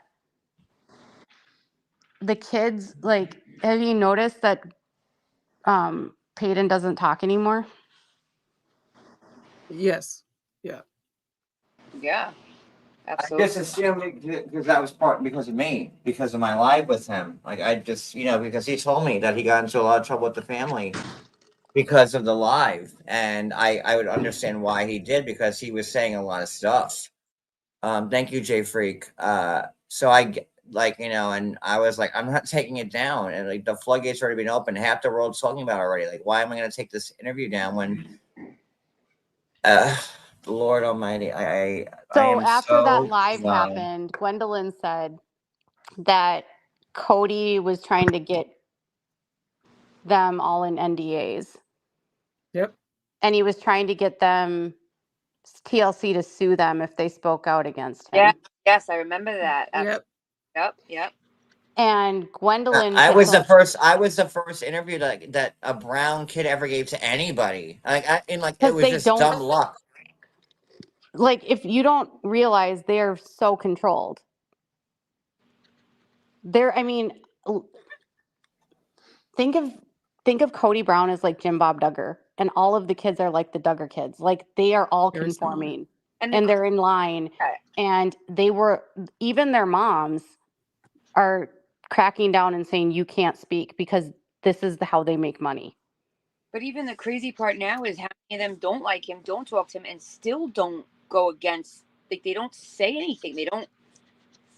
Because But of also this. at the time of Peyton, Gwendolyn had her she started her Patreon, and I felt that the other brown kids who were starting their Patreons were like mad because Peyton gave me all this information for free. Like, he wasn't making any money off of it. Zero. Right. I never paid him a dime for the interview. And meanwhile, Gwendolyn's going, on her Patreon, and that's when I was so I felt like his siblings are mad at him because he gave me all this information. Right. No, And they were trying to monetize it. No, it's because I think it was McKelty or something said that, or maybe it was Gwendolyn, that if they actually spoke the truth about what was going on in their family, the show wouldn't exist. So that's the real fear. That's the threat that they're handed with. The abuse that they've gone through is significant. That's why I'm saying that it's probably not just physical abuse that's happened in that house. And you have to consider Kody is a sexual abuser. Every one of his wives has been sexually abused by him because the women are property. There is no saying no to sex in that cult. And women are bartered and traded. I mean, Robin told you all on a tell-all that Kody is her best customer. She told everyone she's basically a prostitute. And that's why she was so shocked that they denied him. Remember when she said? Yes. Because Robin... Shocked. Yeah. So Preston's cousin, the one that I speak to that's from Montana, grew up with Robin, knows Robin's bio dad, and is friends with Robin's cousins still to this day. Robin's biological father raised Robin and her siblings and her sisters to believe that you never say no to your husband. In order to gain favor with your husband, you have sex with him, but they were taught that they should never enjoy sex if they're righteous. So they are trained to accept abusive sex and not enjoy it. Get the hell out of here. I mean, This is a lot of heavy shit, man. And that's how a lot of girls in that cult are trained. So she was taught by her mom and her dad to not say no ever. And she's also teaching her daughters that by saying on national television, there's wives that have rejected him affection-wise. How do you think that's going to make a man feel if you like say no to his affection? I think he'll have to get over it. They can't I say guess not in no. this lifestyle. I guess you can't. I don't. Shit. Yeah. I don't know. So Yeah. didn't Robin's dad have an entire other family that they didn't know about? No. So Robin's biological father's name is Robert Mark. He was a convert to the AUB, and he was married to Robin's mom, Reva, and they both converted.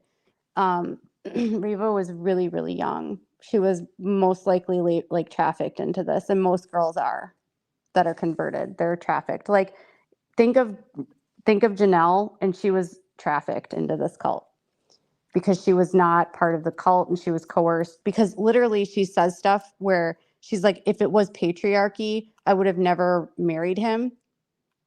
That's what this whole cult is. So when she says stuff like that, it's like, so were you coerced? Because your entire cult is built on patriarchy. And she's so I'm just like, I'm having a hard time.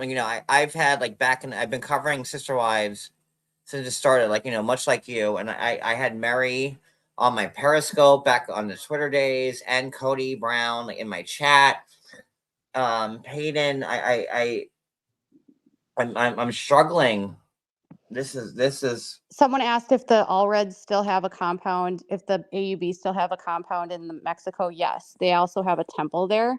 And so a lot of the girls that are getting trafficked from Mexico and brought up into the United States are coming from that compound in Mexico.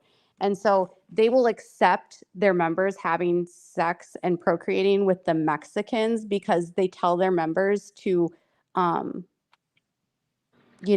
out the white. What the? there's a lot. Oh my God. Well, I mean, if you want, this goes all the way back to the beginning. Christine's grandfather that she praises, that he had children that were his brides, right? And that's why he was I arrested. know that Christine came from like, good polygamy stock, and that's like, Ruland, who had 13-year-olds as his wives. well, So I'm there, not you know saying how they that's say that a way to applaud it. I'm just saying, like, Christine was a name in the polygamy community, and that's why Kody married her. Right. So Ruland was a chiropractor, and he basically was taking care of this guy named Joseph Musser, who was the leader of this group of 7. I don't even remember what they called the group way back then before they all split off. And it was when the FLDS and the AUB were all one group. And he usurped the other people because he started caring for Joseph Musser when he was ill. And so when Joseph died, people were saying that Ruland Allred basically manipulated Joseph to give him the keys of succession. And so there was this huge split where the guys that were in the FLDS that were down in Short Creek, Leroy Johnson said that he was supposed to be the one with the keys.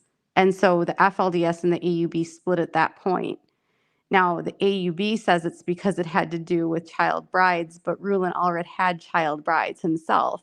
He was actually given multiple child brides, and one of his brides was named Ruth, and she was actually disabled. And she was given to him by John Barlow from the FLDS, and she was, I think, 13 or 14.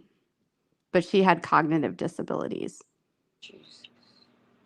And so when they were all arrested, those guys were not arrested because they were practicing polygamy. It was because they were bartering and trading their daughters. And like, they were also kidnapping girls off the street. It's insane. Right. It's awful. They were doing rescues when they were trying to get these guys. I mean, we often talk about like how casually he lets go of his children. Like, as a father, for a father that was so involved for so many years, to just stop talking to these kids and not even try to like regain your relationship is always, whenever we're on this panel, that's one of the strangest things to me, because I don't understand it, and now So that's like, they have a lot of kids because they are numbers. And because they know that so many of their kids are not going to be part of the cult. Jeez. And so they can like, they don't view children as like actually a person. They're just like a number. Like if you watch any of the shows on like some of the polygamists that have like 40 wives, I mean, the kids will be like, oh, my dad only knows me because I'm 312 or whatever. You know, like they're known as a number. They're not known as a person. And so they don't view children in the same way that we view children. They also don't view relationships how we view relationships. Like when Kody says he was never in love with them, he probably wasn't in love with them because he didn't marry them for love. He married them for a number. I believe that.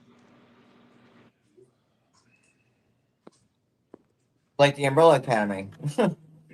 I don't know. I never thought you've certainly done your homework on this. Like you should have a doctorate on There's so much information out there. Like a lot of, I mean, I'm not the only person that's reported on a lot of this. You know, there's other outlets that have done this, and there's lots of, you know, the problem with their specific church. Oh, so yeah, there was Allred was on Seeking Sister Wives. He was also from the AUB as well. Yep. He's actually one of his wives is Mitch's sister. It is so tangled, and oh my goodness. You know, Mitch and Aspen are cousins, right? No. They're third cousins. Whoa. Okay, I knew somebody in that family was second or third or something, but it was coming down the line that at one time they had said that a third cousin, you share a great great grandmother. Yep, that's a great great grandfather they share. So they teach in this cult that as long as your second cousins or more, you'll be fine. So I wonder if that's why they don't choose to have children. Aspen, like Hogwarts, like with Slytherin, like you need to be like you need to be like a blood relative. Like I'm flummoxed. I don't know what to say here, man. They also have a like literally, so they have this genealogy like group that you can join, but you have to be a member to get in there. And one of the ex-members was telling me that they do that for two reasons. One, so that they can check bloodlines so that there's no black in you, like there's no Canaanite in you. And two, it's to see if you're related so that you can verify your lineage so you're not close enough. Because everyone in the cult is basically related. Right. So they have to like find ways so that like, oh, we're only third cousins. Okay, we can have sex and we'll be fine. I'm surprised Kady is not like more like, you know, what's that called when you're cousins and you have met with disabilities, like they have genetic malformations or deformities in this group right now, and I was just telling you it's called GAN, and it's a neurological condition. Wow. And it causes really tight ringed like hair, like super like tight ring curls, almost like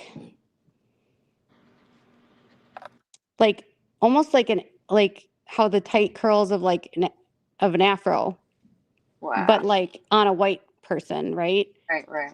And they're very, very tight. And then they have like microcephaly, meaning like really small heads. And they often have, it's a neurological condition that causes pain. And most of the babies don't live past a couple years. Oh. And so they are hiding it from the public. Wow. And so these kids are not brought to meetings. They're hidden from everyone. And once a genetic condition like that enters their system, it can be destruction to the whole cult because you can't get it out. Jesus. And it happened because people that were too closely linked genetically had children. Right. And there have been men in this cult that have had children with their daughters. And so a lot of people in this cult, a lot of fans will say, well, it's weird how they are with Aurora and Brianna. Like how Kody looks like laser focused on them. So Robin's kids are Rulon Allred's ancestors. They're his great-great-grandchildren. So they also have the same bloodline as Christine. And so he wanted Robin's kids because they're blue blood. That is like, And so it's not uncommon in this cult for some of the men to want to marry their stepdaughters. ugh. In fact, Jay Allred, who is Owen Allred's son, just wrote a book, and one of his wives that he married, he's not in polygamy anymore, so the whole book is about him leaving polygamy, but one of his wives, her stepdad wouldn't let them get married because he was going to marry her. So, it's almost I guess, a blessing in disguise that they went public, because who knows if they would have stayed private if one of those girls wouldn't have become one of his wives. It's like so unbelievable that this can happen in our country and not be like against the, I mean, obviously it's against the law, but you know what I mean? These people are not persecuted, and it's just wild. Yeah. It's kind of like unbelievable to hear this stuff. And when you're hearing it for the first time like I am, it's like you don't even know what to say. Yeah. I mean, men marrying their stepdaughters or taking their stepdaughters as wife is not uncommon. Wow. So I will say that there are like family members of Preston that have never liked Kody, and they don't like his fixation on Robin's daughters.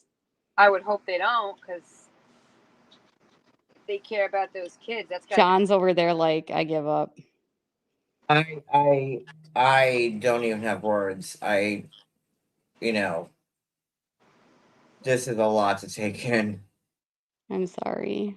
No, I asked you to come up and you delivered. I wasn't expecting any of this. I had no idea about 80% of what you just said. And I thought I was a sister wives, blogger. I know I got lucky with Peyton, and I've been watching this show since day one. But Laura,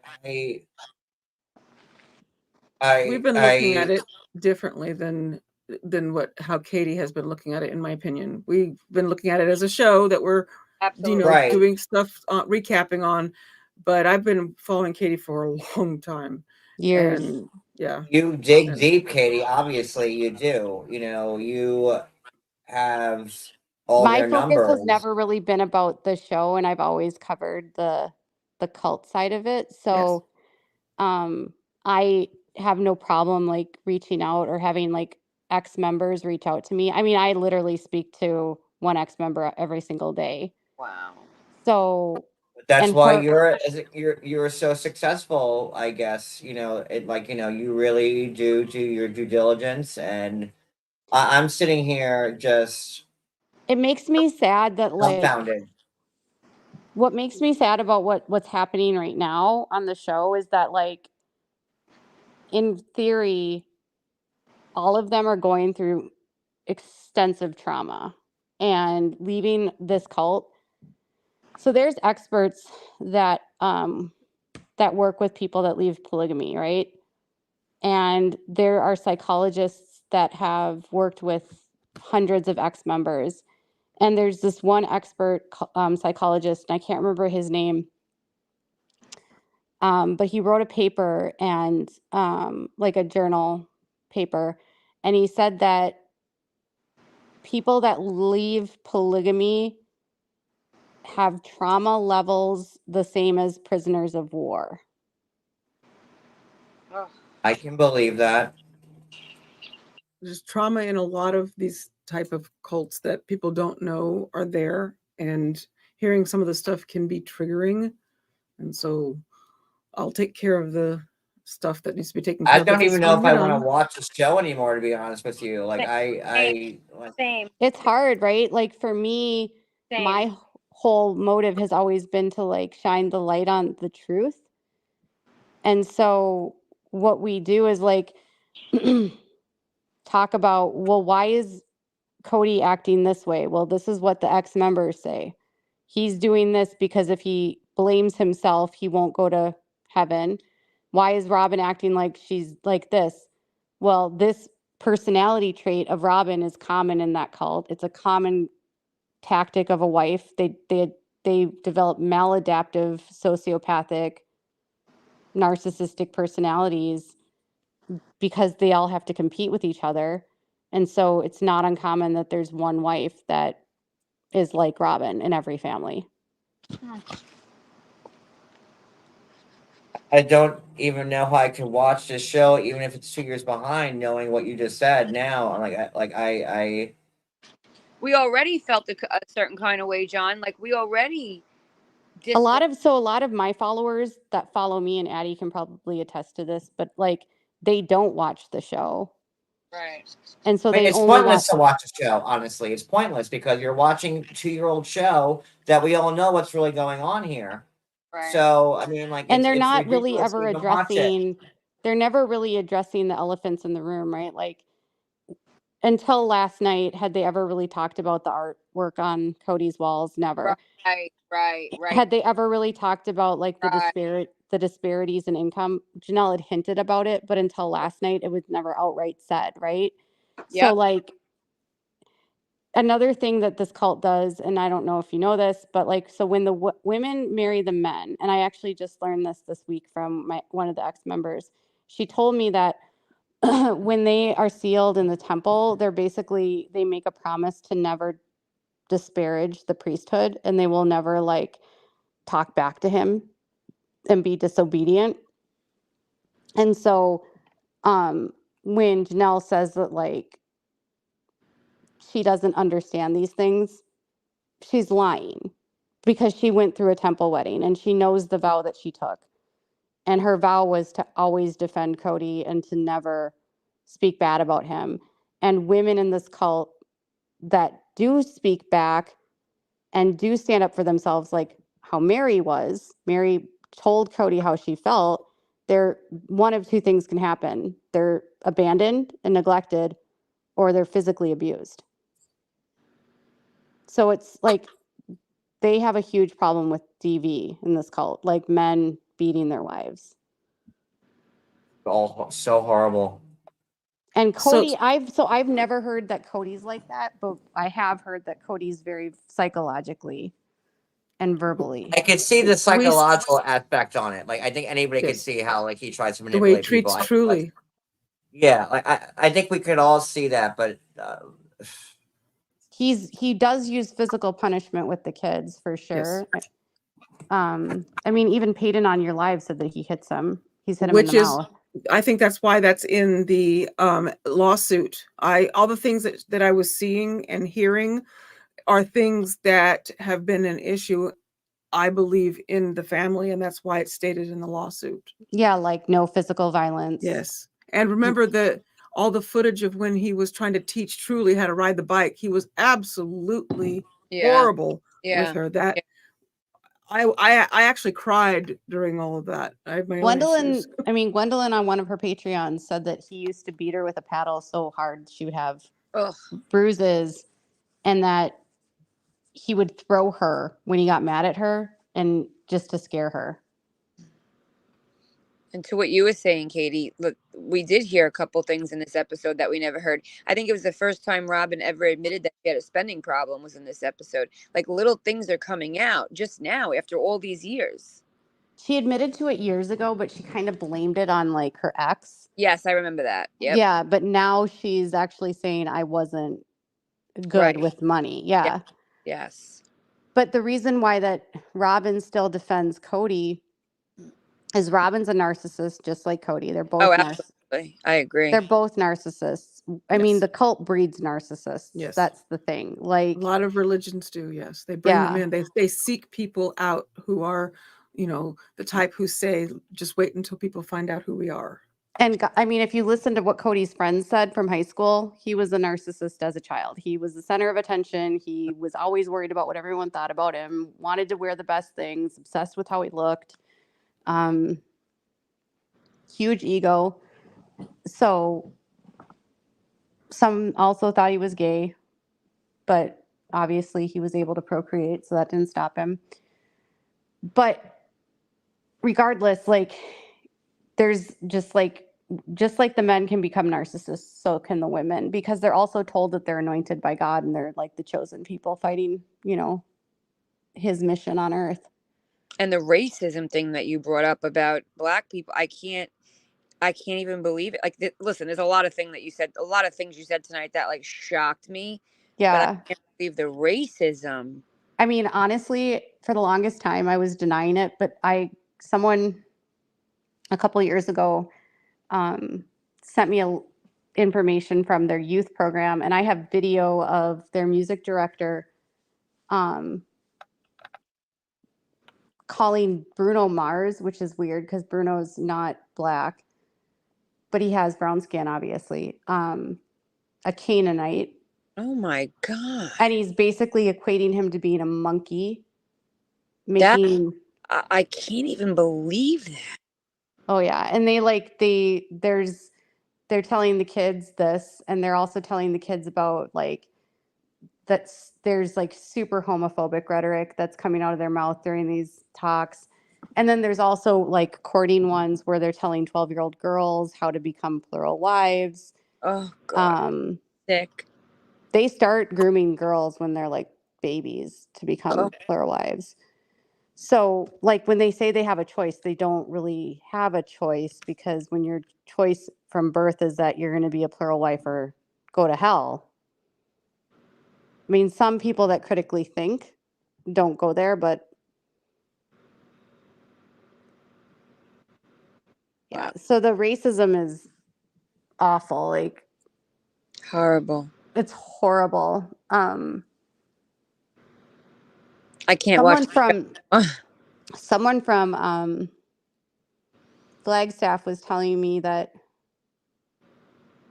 there's this place that Kody goes to eat, and he only likes a certain server, and they all have to be white. Oh God, I can't. That's not the Mexican restaurant, is it? No, Okay. It's like a steakhouse. Oh. But he won't speak to certain servers, and he'll only deal with white servers. Well, and they protect him, and TLC and Sharp protect him. Unreal. Yeah. That's what I can't understand is like, I can't either. They know all of these things about him. It's all about the money. It's all about the ratings. But even with that being said, there's some heavy stuff you told us tonight. I can't get behind any of it. I don't even want to watch it anymore. I can't either. I can't get behind What makes me sad. What makes me sad is like, I will say stuff like, I get sad when Janelle says I still believe, because then I'm like, well, that means you're still racist. Because they like Janelle. That's like a fundamental belief of them, is about the Canaanites. And some people will say, but not everyone in the cult feels that way. And I'm like, it's literally like there's certain tenets of their faith that are like very profoundly taught. And that is one. And so realize you're saying a lot of stuff that none of us know. Like, I've been following the show for a long time, and I have no idea about like 80% of what you just said. Nope. Like, I knew about the AUB, but I listened to what Kody says, and like in this episode, he says he doesn't believe the BS of his faith anymore. He said that several times in this episode, and that's what I've held on to as far as following this, and that now he's just doing it because he's off on his own little. I think what the BS he's talking about is having to listen to their authority, and he doesn't agree with Dave being the prophet. I think that's what he's talking about. Like, he's mad about, he made a comment about that on a podcast last year where they're like, he doesn't, like, they always have like splits when a new prophet happens, because there's people that'll be like, he's not the key holder. They think that he's the wrong choice or whatever. And they don't like it when the leaders claim to be prophetic, even though they are supposed to be prophetic, like getting visions from God. On your channel, Kody? Like, have you said this on your channel? Yes, she's been saying it for years. I've known about it. I knew, but I separated the AUB from Kody because they left all that stuff. But I think I probably didn't realize that he probably was actually his own AUB now. Well, he's still friends. Like his best friend is named Kyle Henderson, and he's a bishop. Yes. And he was on the show. Oh, I remember. Yes. Yeah. Yes. So do you know about Kyle? No, but I remember. No. Okay, so you know how he's talking about his wife that left him? Right. Yep. He beat her. Oh my God. And the laws for polygamy were actually made a felony because of it, because her dad was a state representative, a senator for the state of Utah. And her photos from the beating were used on the floor of the Senate when it became a felony. And then when they were all cheering about it being decriminalized, they took away the law that protected Nicole and gave reparations of like victims, like the state was paying victims for the abuse they experienced. Well, that's all gone now. Wow. So there's no reparations anymore for victims of polygamy. And they were basically cheering that had been taken. And so Nicole was beaten severely. She ended up, and the women all knew that. And Kody knows that, but they all defend Kyle and call her a liar and say, well, they don't know the truth because they weren't there.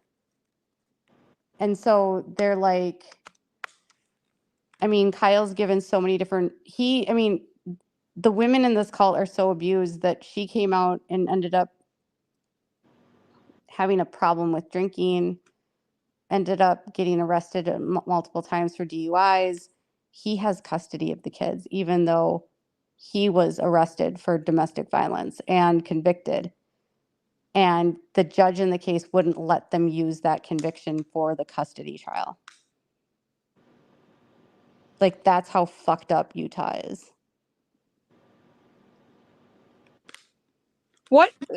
I have a question for you. What makes someone, I don't know if I'm going to say this right, but what qualification, so to speak, does someone have to be to become a prophet? Okay, Balls is in the comments. Can you block this person? They're saying Katie Joy accused Garrison Brown of being a racist and then he killed himself. That has absolutely nothing. That's not nice. Done. Thank you. Yeah. They like to try to blame me for killing Garrison. Oh my God. Why would anybody blame you for that? You know how people are. It's ridiculous. That Balls account is obsessed with me. So they like to say that I said that Garrison had made a comment that was like, because some of the young boys when they were young were racist. I mean, it's a fact. Garrison, I think, views changed a lot as he got older. Right. And he became more open. I mean, he was not anti-LGBTQ anymore. He had gone to Pride and had friends that were gay. One of his best friends was gay. And was definitely not racist when he became an adult. But as teenagers, they definitely said things that were racist. And there were comments made during an episode that were edited out by TLC. This is a lot to take in because, we've been watching this family for 14 years now on TV, and you kind of stripped away everything we thought that they were, and now it's like a completely different version of a family that we watched for 14 years, and I am having a really hard time. I'm struggling really hard listening to. When you think of this, John. When Christine has said that she doesn't want to be around Kody. Yeah. That should tell you everything you need to know. So then Christine doesn't want to even see him. Like, when they do custody exchanges, she was using her daughter as a go-between. Like, she's literally trying to be no contact with her abuser. I don't think I can ever watch the show again. I think it's it'd be rough. I'm so fucking disgusted right now. I watch only so that I can talk about the harms of polygamy. we don't on if you watch any of my videos, I definitely don't glorify anything about them. I Holy feel hell. sad for all of the women, even Robin, because Robin's also a victim, even if she's abusive. But who, like, who's not a victim? Who's a villain? Like, it seems like it's God, I can't even speak. I am dumbfounded. Katie, I thought Hayden was very sincere and forthcoming when I had him up, and he every question I asked him, he answered, and I threw him some like curveballs, and he still answered them, and like I thought that Peyton was the one that really put a spotlight on what's going on in the family, and now you come here and you put an even bigger spotlight on it, and it like so now I'm supposed to believe. I don't know. I'm like, this is like You just learning have a to new. we have to so here's what I'll say about now is like Christine is being as honest as she can be without disparaging people. I But will say Christine was a part of it then. Like, she was a part of it. Yes, she was. I mean, all of these women were a part of it. But when you talk about the women, you can have more compassion because they are victims. So every one of these wives is a It seems victim like of, everyone's a victim here. well, the You know, children are the victims. boys, Garrison, Peyton, They're all Gabe, victims. Logan, they were all They're raised to all feel of this way about people. they're all victims. And Kody, to an extent, is a victim of the cult too, but the fathers become perpetrators. And cults, Addi can attest, are imperfect and they create victim perpetrators. So even the women then become perpetrators and they victimize the children or the other wives because they can't victimize the man. And I thought everybody moving away from Kody was like, they didn't believe in his beliefs and they wanted nothing to do with him. But it seems like it's way deeper than that. It's way deeper than that. He was labor And trafficked. I mean, I think they've kind of alluded to the fact that they were being labor trafficked without saying it. I don't know if you've noticed that. did Did you not notice that Kody and Robin's house has all this stuff and nobody else had that stuff and none of the No, wives? I've been talking about that like ad nauseum. I have been. Yeah, and Like, that's when because they were being labor trafficked. They weren't being paid. All the wives had to do. No, go ahead. Kody was getting all the money. So when they talk about the family money, that's the show money. That's what they're talking about. Okay? They weren't being paid individually. So Well, Kody even was Peyton said that like they wanted, for them to like, not sign contracts, that Kody was gonna get all the money, and then like I remember like, 10 years ago maybe, they were gonna cancel Sister Wives, and Kody said, no, give us a pay cut and we'll keep the show going. And they did. Yeah, but he's had raises since then. Well, I would imagine so after like these last few years with all the wives leaving him. Did you notice that Robin said on the show from last night when Janelle and Christine asked to be disconnected financially from the family? Do you know what that means? Mm-mm. They're getting paid now for the show. Oh. Wait, what? Repeat. So Christine and Janelle asked to be financially disconnected from the family. That's what Robin said, right? Huh? That means they asked to get paid themselves. So Well, they should be. They're living separately from him. Yeah, but they weren't all those years. So you know how Christine had to do LuLaRoe and had to sell Plexus? And how Right, Mary and had to. Mary's doing the Yeah, LuLaRoe, that's because none of them were getting money from the show. so every cent went into Cody's pocket. Yes. And into Robin's house. And into Robin's pocket. So have you heard have you ever heard Janelle? You have to like pay attention to what they say because they're very careful in how they say things and you have to kind of like parse between the lines. But have you ever heard Janelle say that Mary was fair with the money? And it had always been one way and then she didn't know if Robin would be fair with the money? So Yeah. when Robin, so basically how the money worked before they were on the show, they all lived in a house together in Lehigh, and Janelle was on the mortgage with Kody and Mary. She helped them buy the house, Right. and they did all work together. They all worked. Christine was the stay-at-home mom, but she still had a job. She worked at a gas station at night, and Mary had a couple jobs too. And they all sort of traded off on who they took care of. But Aspen, Christine's daughter, had to take care of her kids a lot of the time, and Logan, Janelle's oldest son, had to take care of her kids a lot of the time.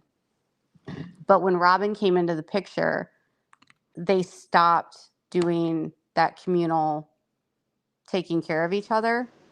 And so Kody was getting all the money from the show.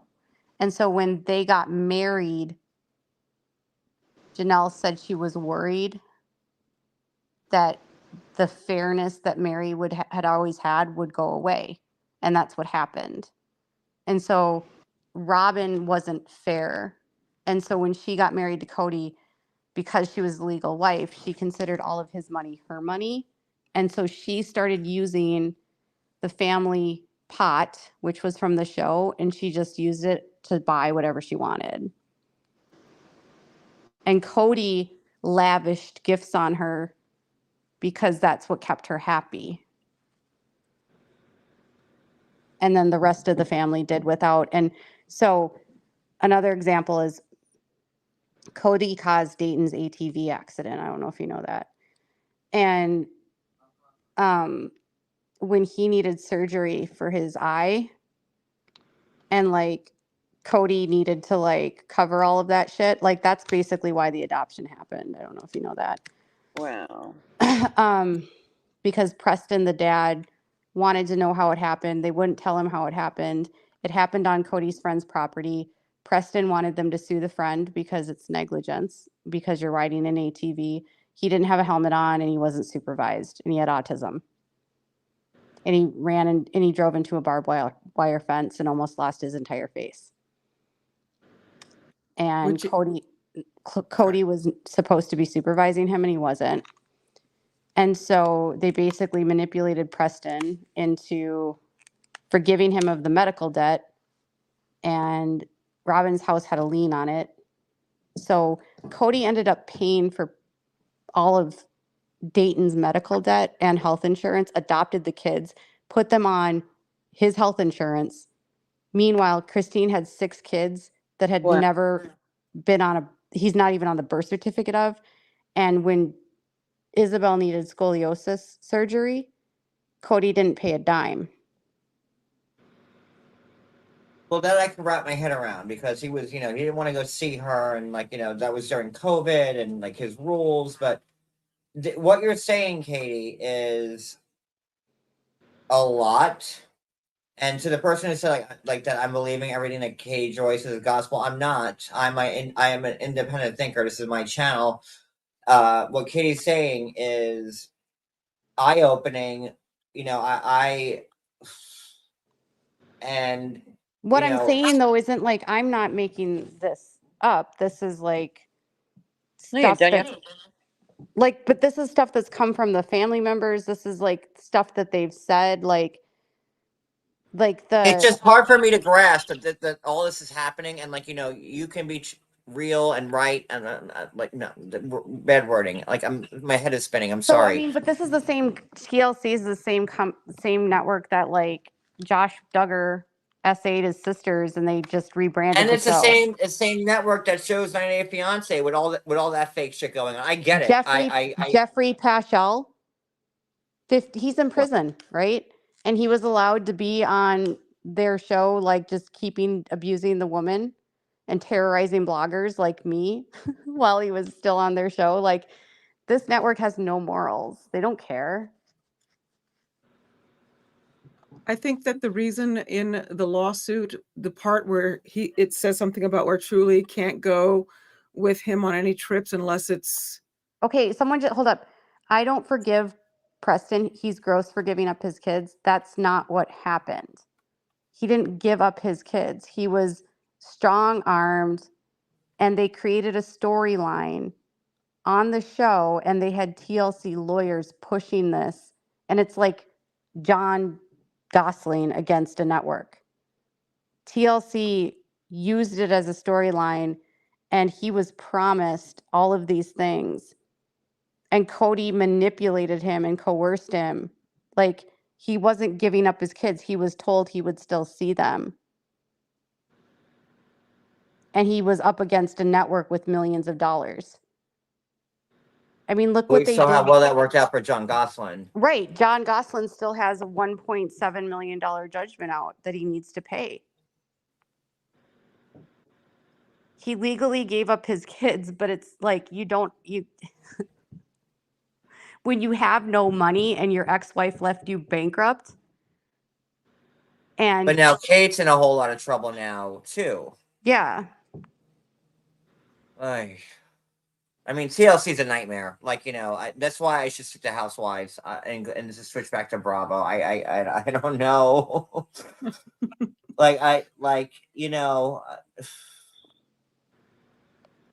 You have just dropped He didn't sell his 25 kids. nukes on So the no, fly. he didn't get any money. He got no money. I have a whole video. Go to my playlist. You'll hear the story. I can't give it full justice because there's literally like corroborating text messages. And Kody and Robin, the way that they did this to Preston was so dirty and coercive and manipulative. Like, there was no way he was going to win. It was sick.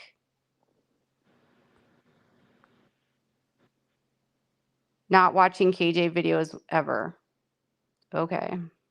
Well, listen, Katie Joy is a figure that has a lot of people don't like her, just like me. Okay. Whether or not you like her homework. I mean, whether or not you like her or not, she's in. She's doing her homework. She certainly knows what what she's talking about. I and I have my haters, and I have so one of Preston's friends, his niece, and a cousin that's close to him have all told me what happened with the adoption, and what they did to him was so dirty.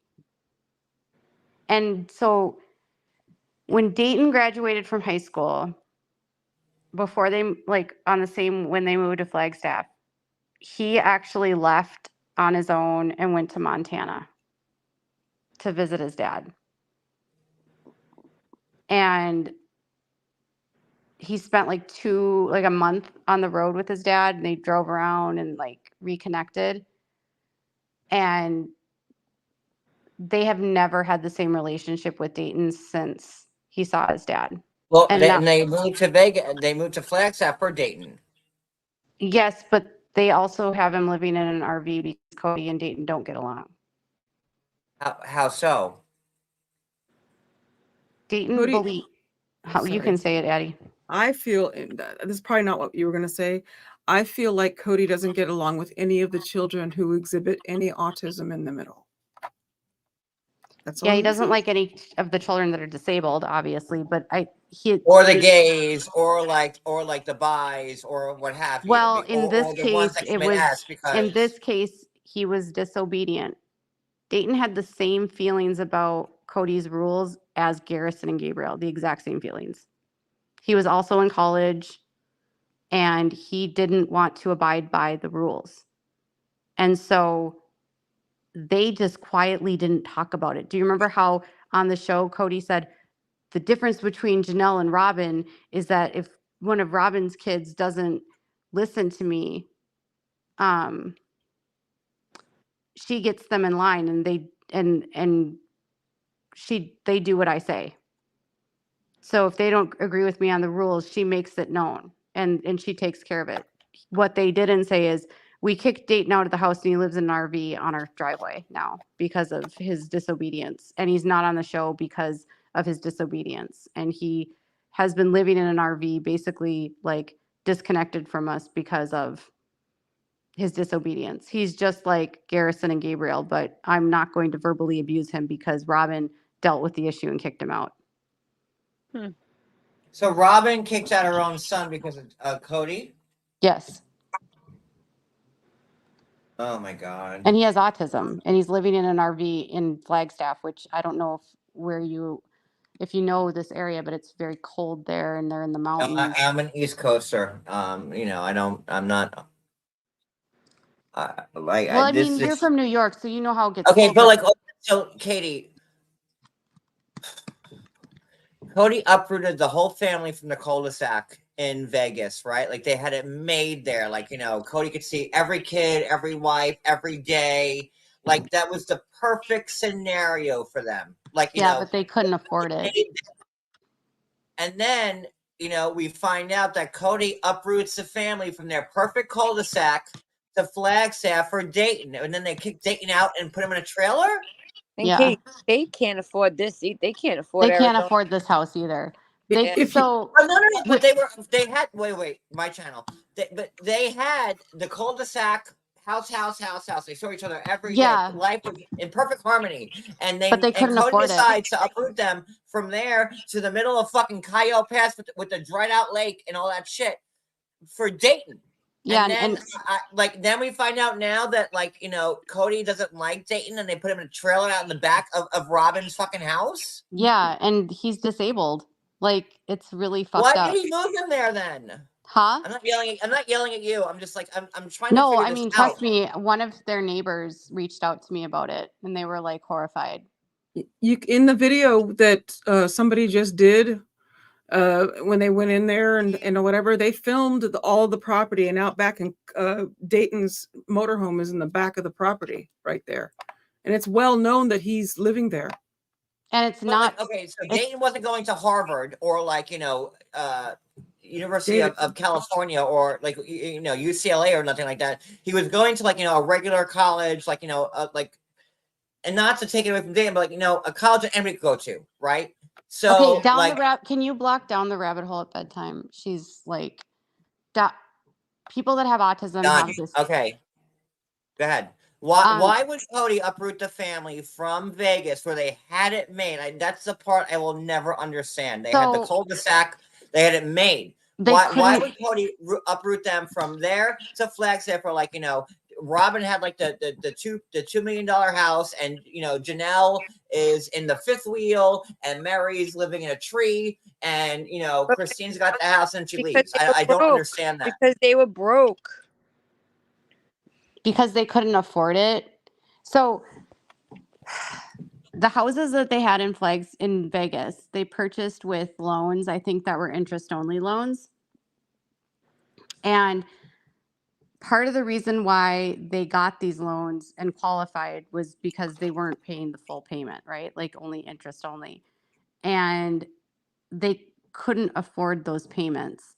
And on top of that, Kody, for the first time, had two of his wives owning property without him. And those two wives were unhappy, Christine and Janelle, and both had talked about leaving him.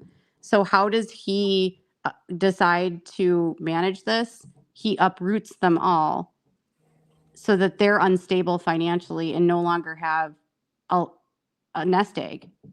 And Christine is smart and ends up buying a house in Flagstaff, right? But Janelle does not. So he ends up getting Janelle unstable. And to this day, Janelle is still connected to him through Coyote Pass. And he still owes her money. And because Coyote Pass was paid, right? In last year? It is, but it's worth nothing unless they sell it. They're not going to build there. Well, right.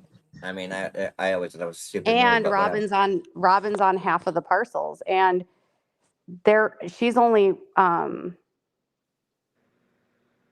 she helped pay for Robin's house, and But then they put Peyton. But then they put Dayton. Yes, they put him in an RV. In an RV, and they've never outside the house. Why? Yeah, and remember how he mocked Garrison, who was going to live in an RV because he wanted to kick Garrison out the house, and Garrison bought an RV? Didn't Garrison and Gabriel have an RV outside Janelle's? Yes, but he mocked them for doing that, remember? And then they put Dayton in an RV, and they've never said it on the show. They kicked him out of their house, and they've never said it on the show. And the reason for them kicking out was because why? Because he didn't agree with them about the rules. Robin, like, oh my God. And he has autism is a disability. Right. It's a recognized disability through the ADA. It's a Addi has recognized. autism. It's not, Yes. I'm a person who's on the spectrum and I am not offended by it being called a disability. Yeah, I mean, and I may be able to do some things, but there's some things I struggle with. And so right, it is like, what and it is. every single person that has autism has different like Abilities. abilities and different presentations, but they have to meet certain criteria for every to get a diagnosis. There's Yes. there's different levels. Even someone that has level 1, like I'm assuming you do, Addi, would is that like the high, like Asperger's? They would have been called Asperger's before, but Back in the day, most likely, yes. Now it's considered, it's on the DSM-5, it's considered all a part of the same spectrum. So yeah, they have level 1, 2, and 3. And it just means how profoundly it affects you and how much support you need. But every level of autism means that there would be some level of support needed. And every person needs help in different areas. And yes. it's like, it's okay for, Dayton has always, according to his family in Montana, he's very book smart, but he has always needed help with certain things in his life. Yes. Yes. And Robin's I have it in my, I'm not going to talk about but yes, I deal with it with. Well, Addi, as here. someone on the spectrum, like on this panel right now, you would be the only one qualified to speak on autism. So from your own experiences with being autistic and being on the spectrum, like, how do you feel like Dayton Kody, is? let me say what Kody is also qualified. She has a son who's on the spectrum as well. Yeah, I- my well, son. Yeah. No, so I just no, I knew that. that's what. No, Yeah. no disrespect No, to I you, just Katie. Like, I just, No, I know I just that- had to say. yeah, I have a son that's autistic, so that's why I know what I know. But she has Yes. autism, right, and I know that was I would have shut you up personally. if you didn't. I'm sorry, I didn't mean to say it Uh, like frame it that way. I'm sorry. No, it's okay. That's As a on me. I mother of a apologize. child with autism, it horrifies me what they have done to him because I- Robin and the family has always made clear that Dayton has always needed help. Yes, and in order for autism to be treated and get the help needed, it needs to be labeled. I hate to say it, it needs to be labeled as a disability. Yes. Otherwise, you can't get the help from the state. So I have been there with family members currently, and we have it here in our house. And everyone knows, I've said it before, I have 2 sons who are on the spectrum as well, and on different varying degrees. And so I just want to, but as far as Dayton, we don't see him enough on the show to really be able to judge anything about him. If you really think about it, they don't really show him that often. He's kind of always off in the background. I kind of see, we know that Gwen was also diagnosed on the spectrum, and I believe it because I see it. I always wonder about Truly too. Yes, me too, and others, but I don't want to go there because people hate it when I do that. So no, obviously, like, this is a very candid live right now, like, where a lot of stuff is being discussed. So, like, why not go for it? I mean, like, look how much look what's been said. I during think this live. autism's all throughout, and I think he married into it or brought another whole family in with several people who are also on the spectrum. Oh, I mean, I think that Aurora might be on the spectrum too. And the 2 little ones. Yeah. Ariella. Yeah. Yeah. I see don't the know tippy about toe stuff. Solomon has really finicky things about food, which is characteristic. Even Robin has sometimes an affect of someone that has autism. And I say that to my family here. I do not say it online here because it gets people on my case. But yes, I see it a lot. I don't say much about it. And but I do see it all. And it very well could be. And it's not that big a deal. It's not anything like that. But for Dayton, we don't see enough of him. I wish we saw more. I wish TLC would put more people or say when somebody is actually on the spectrum and let it be a part of the show. They are doing that now. I think it's disgusting that, like, they have him living in a trailer in the driveway. Like, and does he get along? It's and gross. I get it. I mean, Garrison and they loved Garrison. That's the thing, is Garrison and Gabriel were close with Dayton. So when they're on there saying that like these kids didn't love their siblings, it's bull crap. Like, I didn't believe that when the girls were saying that. Sorry to talk over you, but the two girls who were going on about that in this whole thing, where they don't like us and all this stuff, whatever it was they were saying, I had a problem with that. Even Christine and Janelle said that wasn't true, and I don't know. Aurora and Gwendolyn were best friends when they were kids, and Isabel, someone that goes has a daughter that was in Isabel's class that lives in the neighborhood. Oh, I'm sorry. A neighbor actually told me that Isabel used to always be over there. Like constantly they would drive to school together. She would pick them up for school. And like, so when Christine says that Isabel was really close to them, she was. So was Gwendolyn.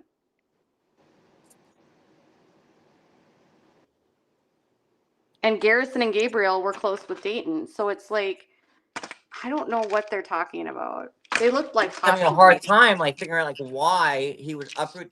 You know, you said like, you know, they couldn't afford to live there anymore. Okay. But they uproot to go to Flagstaff, where like, you know, Robin gets the only house, Mary's living in Boo Riley's free, and you know it's all for Dayton, and then they sequester Dayton to some trailer. Yeah. Like it's I can't understand it. I can't.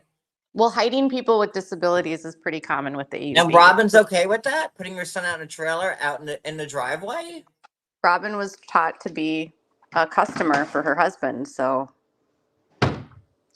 everyone says that Robin is manipulative, and to a degree she is, but she doesn't wear the pants in that family. Kody controls everything. I mean, I literally have eyewitnesses of people where Kody doesn't let people speak to her unless she says she can speak to them. She has no friends anymore. Well, Robin's deplorable. We all know that, but like, She's awful, but I think when you're abused, it's like a trickle down effect, right? Like, abused how? every one of the women in that family is being abused by Kody, even Robin. Like, you know, Jesus Christ, I don't know what to say. It's hard for people to acknowledge that Robin is a victim, but the way that this cult is set up is the women are designed to pit each other against each other and fight with each other. And Kody, so all the women, if you notice, they fight with Robin when they really should be mad at Kody. So Robin's not to blame with, like, you know, the breakup of the whole family. She's to blame in that she became Kody's favorite, and she definitely manipulated things to get what she wanted, but she also had to survive, and that's a survival tactic in the cult. So there's always because all of the women are competing for the same resources. So she just was playing to win. So when Robin said, like, you know, she wanted sister wives, she hates it. She wants to leave Kody. You know, this is not what she signed up for. Are we supposed to believe her? I don't think she wanted to be. I think she wanted to be the head wife. I don't think she wanted to be like. I mean, I think she's been ingrained to believe she has to live this way, right? But I also believe that she didn't want to be. She wanted to be the head wife. She wanted to be the one that could control things. Because that's the only way. That's my take on that too. I think part of the reason why she's not accepting this so much is because I don't think she wanted to be the only wife. I think she wanted to be the head wife. And now she has no one to control that she can have power over. When Robin said, like, you know, I left my monogamous marriage with, like, you know, Jessup, and I wanted to have the you know, the full experience, but now she's in a monogamous relationship with Kody. Like, we're supposed to be like, okay, Robin, we feel bad for you now. Like, Yeah, I mean, Robin came from a really messed up family, so like, and she's been indoctrinated since birth to like accept this as her way of life. So, but yes, like, is she problematic? Yes. Is she a liar as much as Kody? Yes. Is she also told that she needs to lie for Kody as a part of her covenant? Yes. She's not supposed to disobey her priesthood authority.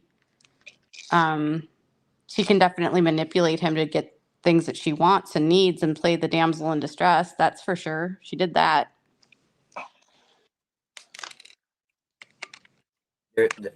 God, there's so many layers to some layers. Like, have and you ever layers watched and layers Escaping? to- So have you ever, now Escaping Polygamy wasn't completely. Yeah, I'm the informer. She was like hiding behind a tree. I've watched that show. I watched all 4 seasons of it. Yes, I watched it. So did you ever watch when the one girl went to her mom's house and it was completely run down?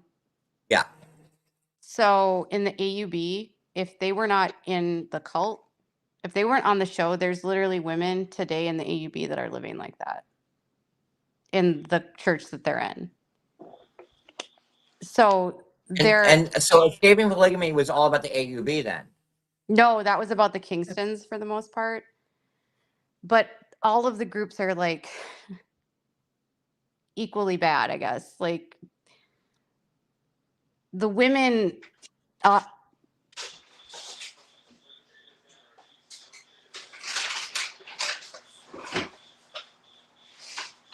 yeah, okay, so Reckless Grace, I think they said they grew up LDS, I believe. Yes. Yeah. So they've really, it's when you've been indoctrinated from the time that you've been born to accept something for what it is, and you've been taught strategies from other adults within the cult to And I get that. adapt and survive, you're really, it's like survival of the fittest. So Kristen Decker is an advocate for victims of polygamy, and something that she's always said to me about Robin, even though we are critical of her, she'll always remind me that like Robin is a victim because Robin was born into this cult from the time she was born to be a plural wife, and that her tactics of spending, like overspending, is an addiction that's commonly found in this group because they don't drink, they don't use drugs, and it's an addiction. It's a way to like feed dopamine. So you buy because you feel good. They are born in poverty, so they become most of the, like, okay, so here's something. Before the sister wives were on the show, one of their friends visited them up in Wyoming, and she told me that when she got there, there was no food in the pantry. All they had were cans of refried beans. That was it. And that's how they were going to feed the kids. And Kody was gone. And he wasn't around, and Janelle was talking about leaving because her kids were so hungry. So when she left, it was because they were so poor. And McKelty has spoken about that. They didn't have enough food to feed the kids, and so they ate the bread from and the pastries from the bakery that were day old or whatever, that were tossed out. And then Kody bought MREs by the bulk. I think Peyton spoke about that on the live. Yeah, McKelty's spoken about it, that they literally had no food. And so she said that her younger siblings grew up very differently than she did.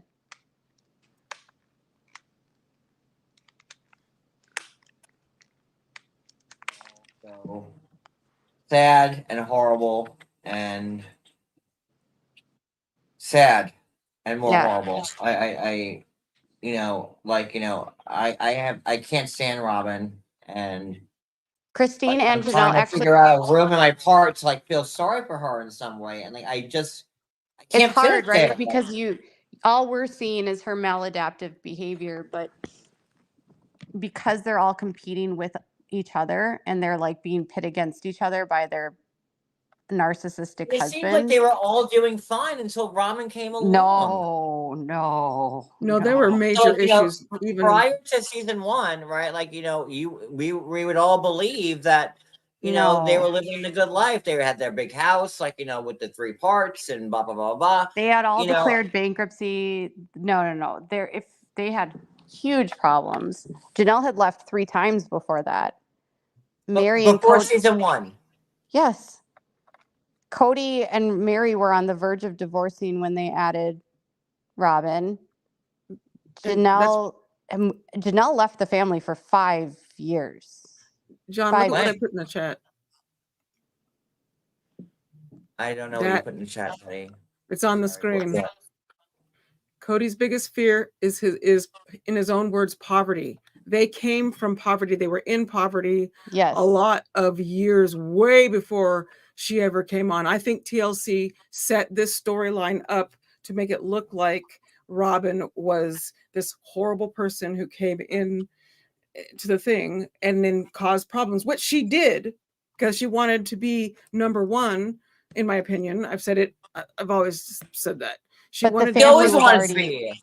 yes, but the family, like Christine and Mary, only a year before the show started, basically had their falling out over Mary's abuse of the kids. So, Katie, you said like that Janelle had left for 5 years. Like, so when did Janelle leave? Like She left she left after Gabriel was born.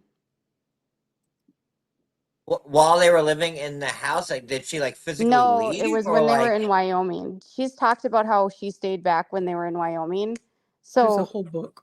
yeah, but there's a whole book. But she also so she left Kody after she had Gabriel. She went back to college and got her degree. They talked about this last season. Remember how Christine they were at her brother's house and she said Janelle went back to school and Janelle would drive the kids and Christine would still watch them. So Janelle left Kody and the family, but she stayed in contact with Christine. And she would see Kody sometimes, but Janelle ended up finishing her college degree and she also bought a house on her own. And her kids and her, and she got a job and she was doing fine. And as soon as she got on her feet, guess what Kody decided to do? They needed to move to Utah. So every time Janelle was like doing something for herself and doing well, he completely would like manipulate her and tell her that she needed to come back and love bomb her. So when Christine is asking her about where she's at, it's out of concern because she has left so many times before and Kody always finds a way to love bomb her back. And Christine knows this history. So she's not grilling her and being pushy because she's being nosy. I think Christine is genuinely worried. I agree with that. Yes. I think Christine has seen the escalation of Kody's violence and his rhetoric that she's said, I want my friend to be happy.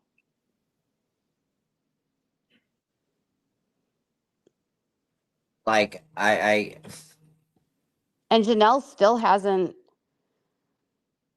she still believes in her faith. So I don't know where she's at. Like, I know she's moved to North Carolina, right? So she's not going to get back together with him. But Yeah, she said. no, I thought that was weird too. Like, Janelle's like, I'm still open to like, being in a plural marriage. I'm like, Janelle, you're like the 15th wife. Like, I didn't get that. I did. I And I'll tell you why. Because she likes, like she said in the episode, she her likes. independence. Yes.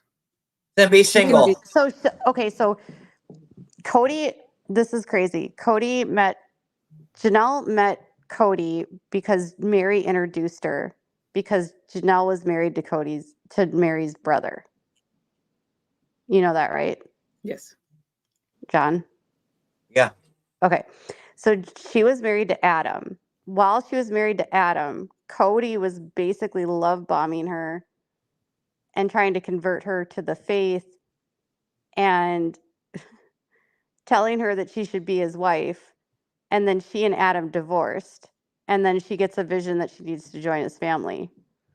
And he said he always really liked her because she was smart and had a good work ethic. And she and Kody rented a room in Janelle's house and they lived in Janelle's basement after she left Adam. Kody liked her because she was an independent woman that had a job. That's why he wanted her. He wanted her for her work. She was his Right. worker bee wife. But here's the craziest thing.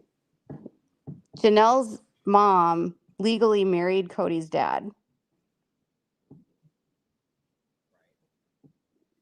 So Kody's dad, Wynn, divorced his This mom, is Janelle. crazy.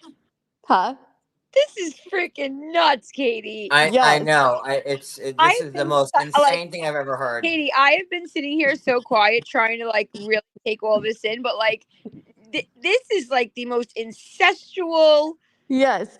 So Ben, his Oh nephew, my was God. talking about how he thought everyone knew this, but when his grandfather divorced Cody's mom, Janelle, and married Cheryl, and so they weren't just spiritually married. Like Kody and Janelle, when they got married, they were like step siblings.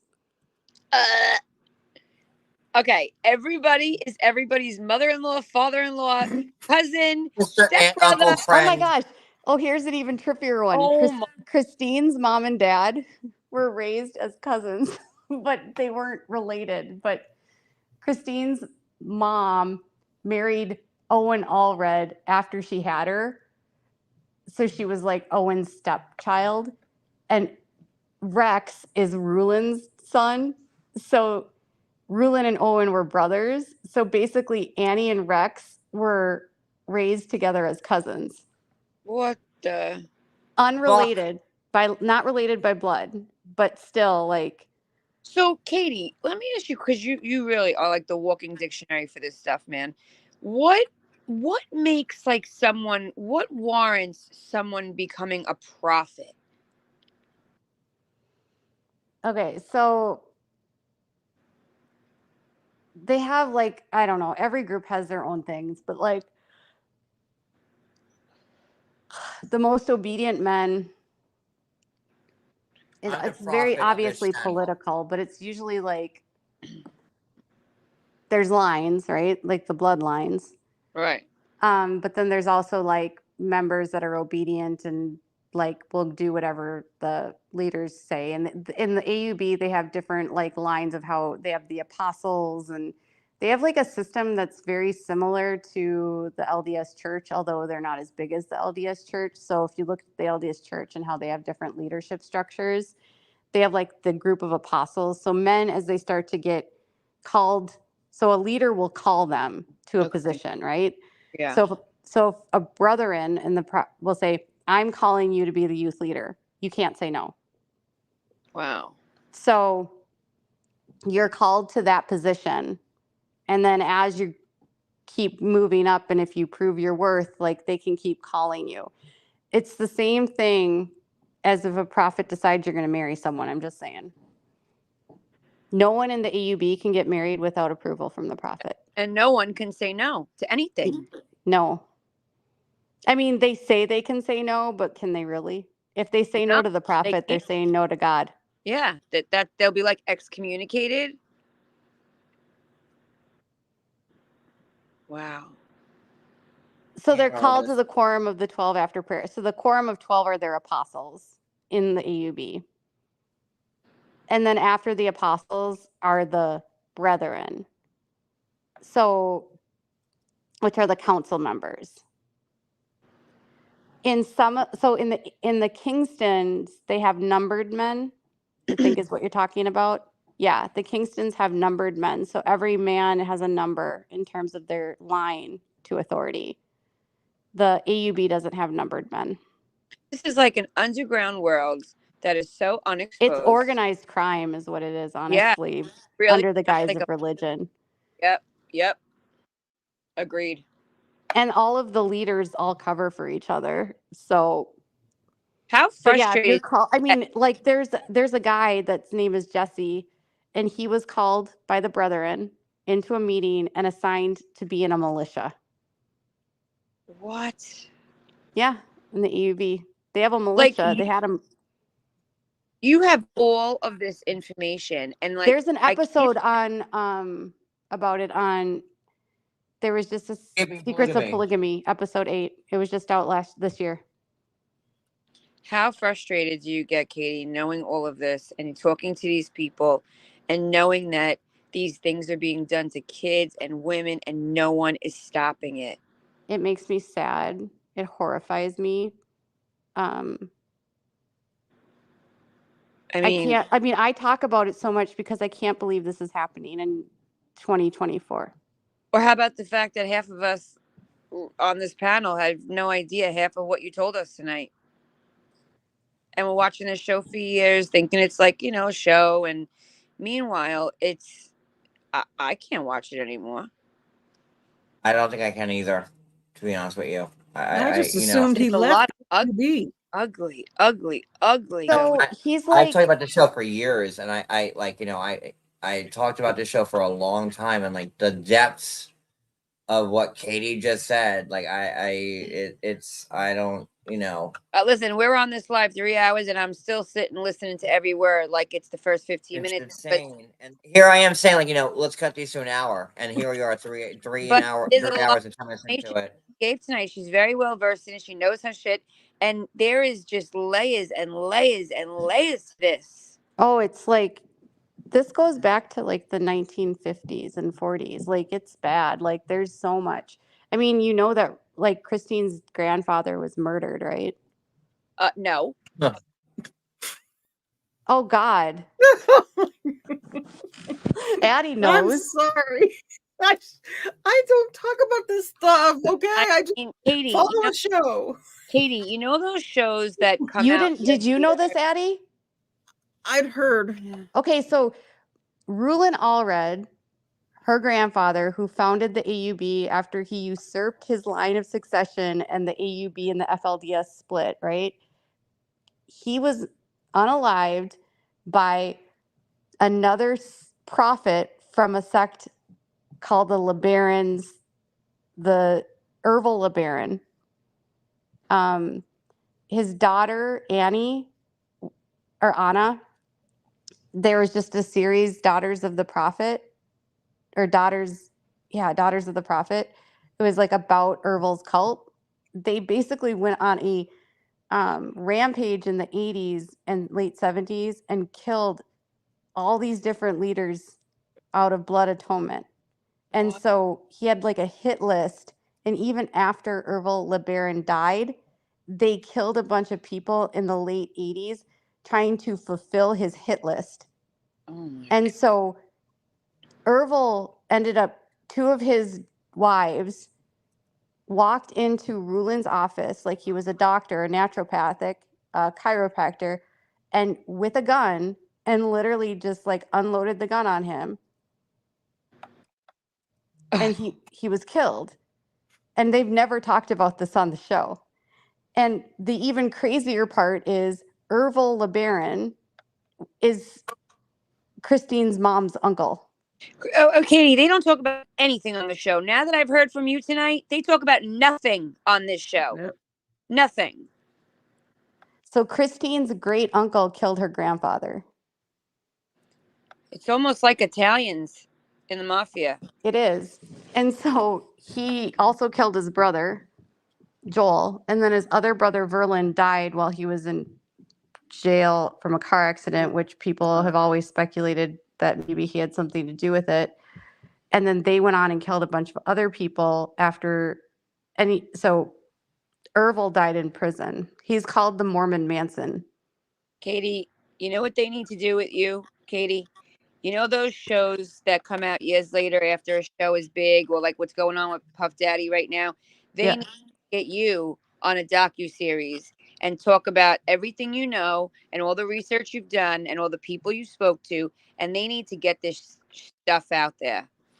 I wish that more people in the media would pay attention to the Yeah. truth, but Yeah. they've done a very good job of putting out pro-polygamy propaganda. Sadly, and now that people just don't want to listen to the truth. Jenny from the block said, do you discuss this all on your channel? Because you're going to get a lot of followers. Yes. I have an entire, so I have the ex-wives of Kody Brown. It's like you know how you can turn like your playlists into podcasts? Yeah. So that's the podcast that's on my channel about it. But guys, there's like 700 videos. I mean, literally there's nothing that we haven't talked about. So we talk about the history of Rulin and Christine's, like Christine comes from the LeBarons, which are another sect. And then her dad is from the Allreds.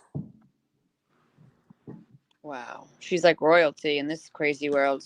Yeah, so Ervil LeBaron is called the Mormon Manson. Wow. It's ERVIL. LeBaron is LEBARON. If you want to Google, there was actually just a documentary that was out this past.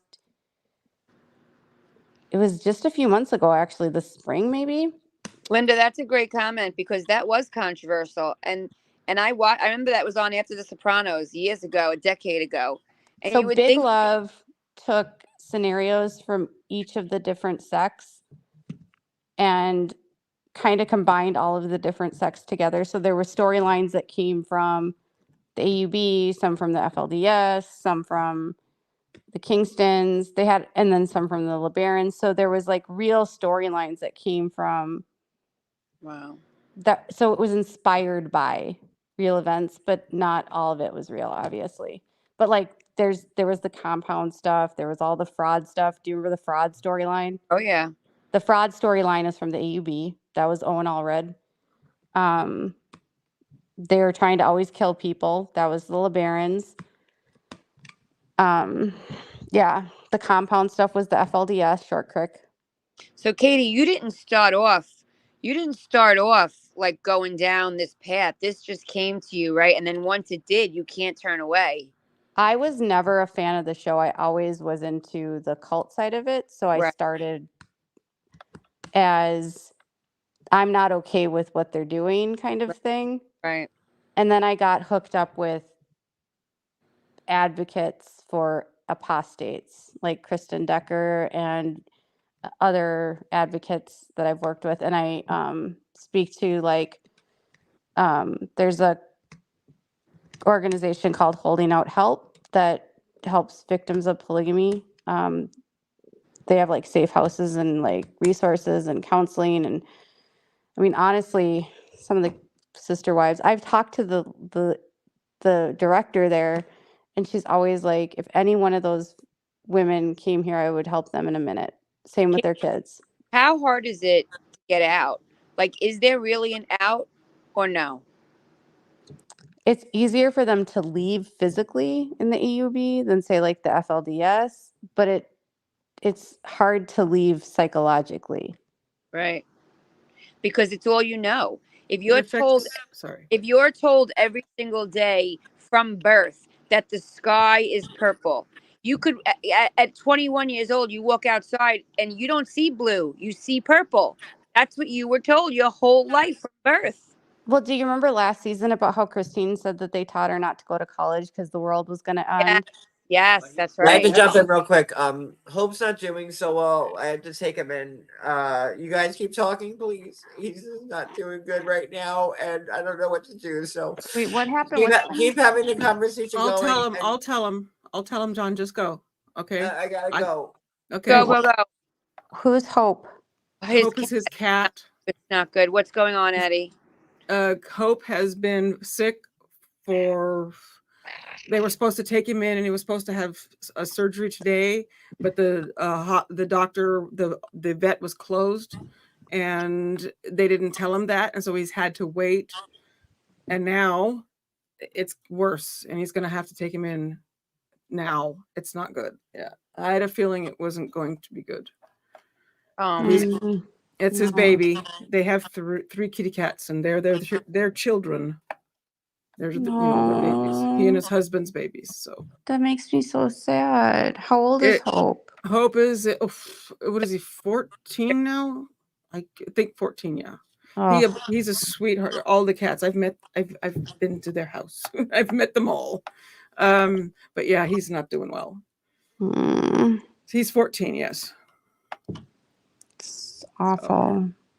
So anyway, this has been unbelievable. Thank you, Katie, for your time for 3 hours. Yeah. For explaining this to us, for educating us. I think it really opens some people up to what's really going on, and we appreciate it. Yeah, thank you guys for having me. I'm sorry if I talked so much. Followers. Oh, you're fine.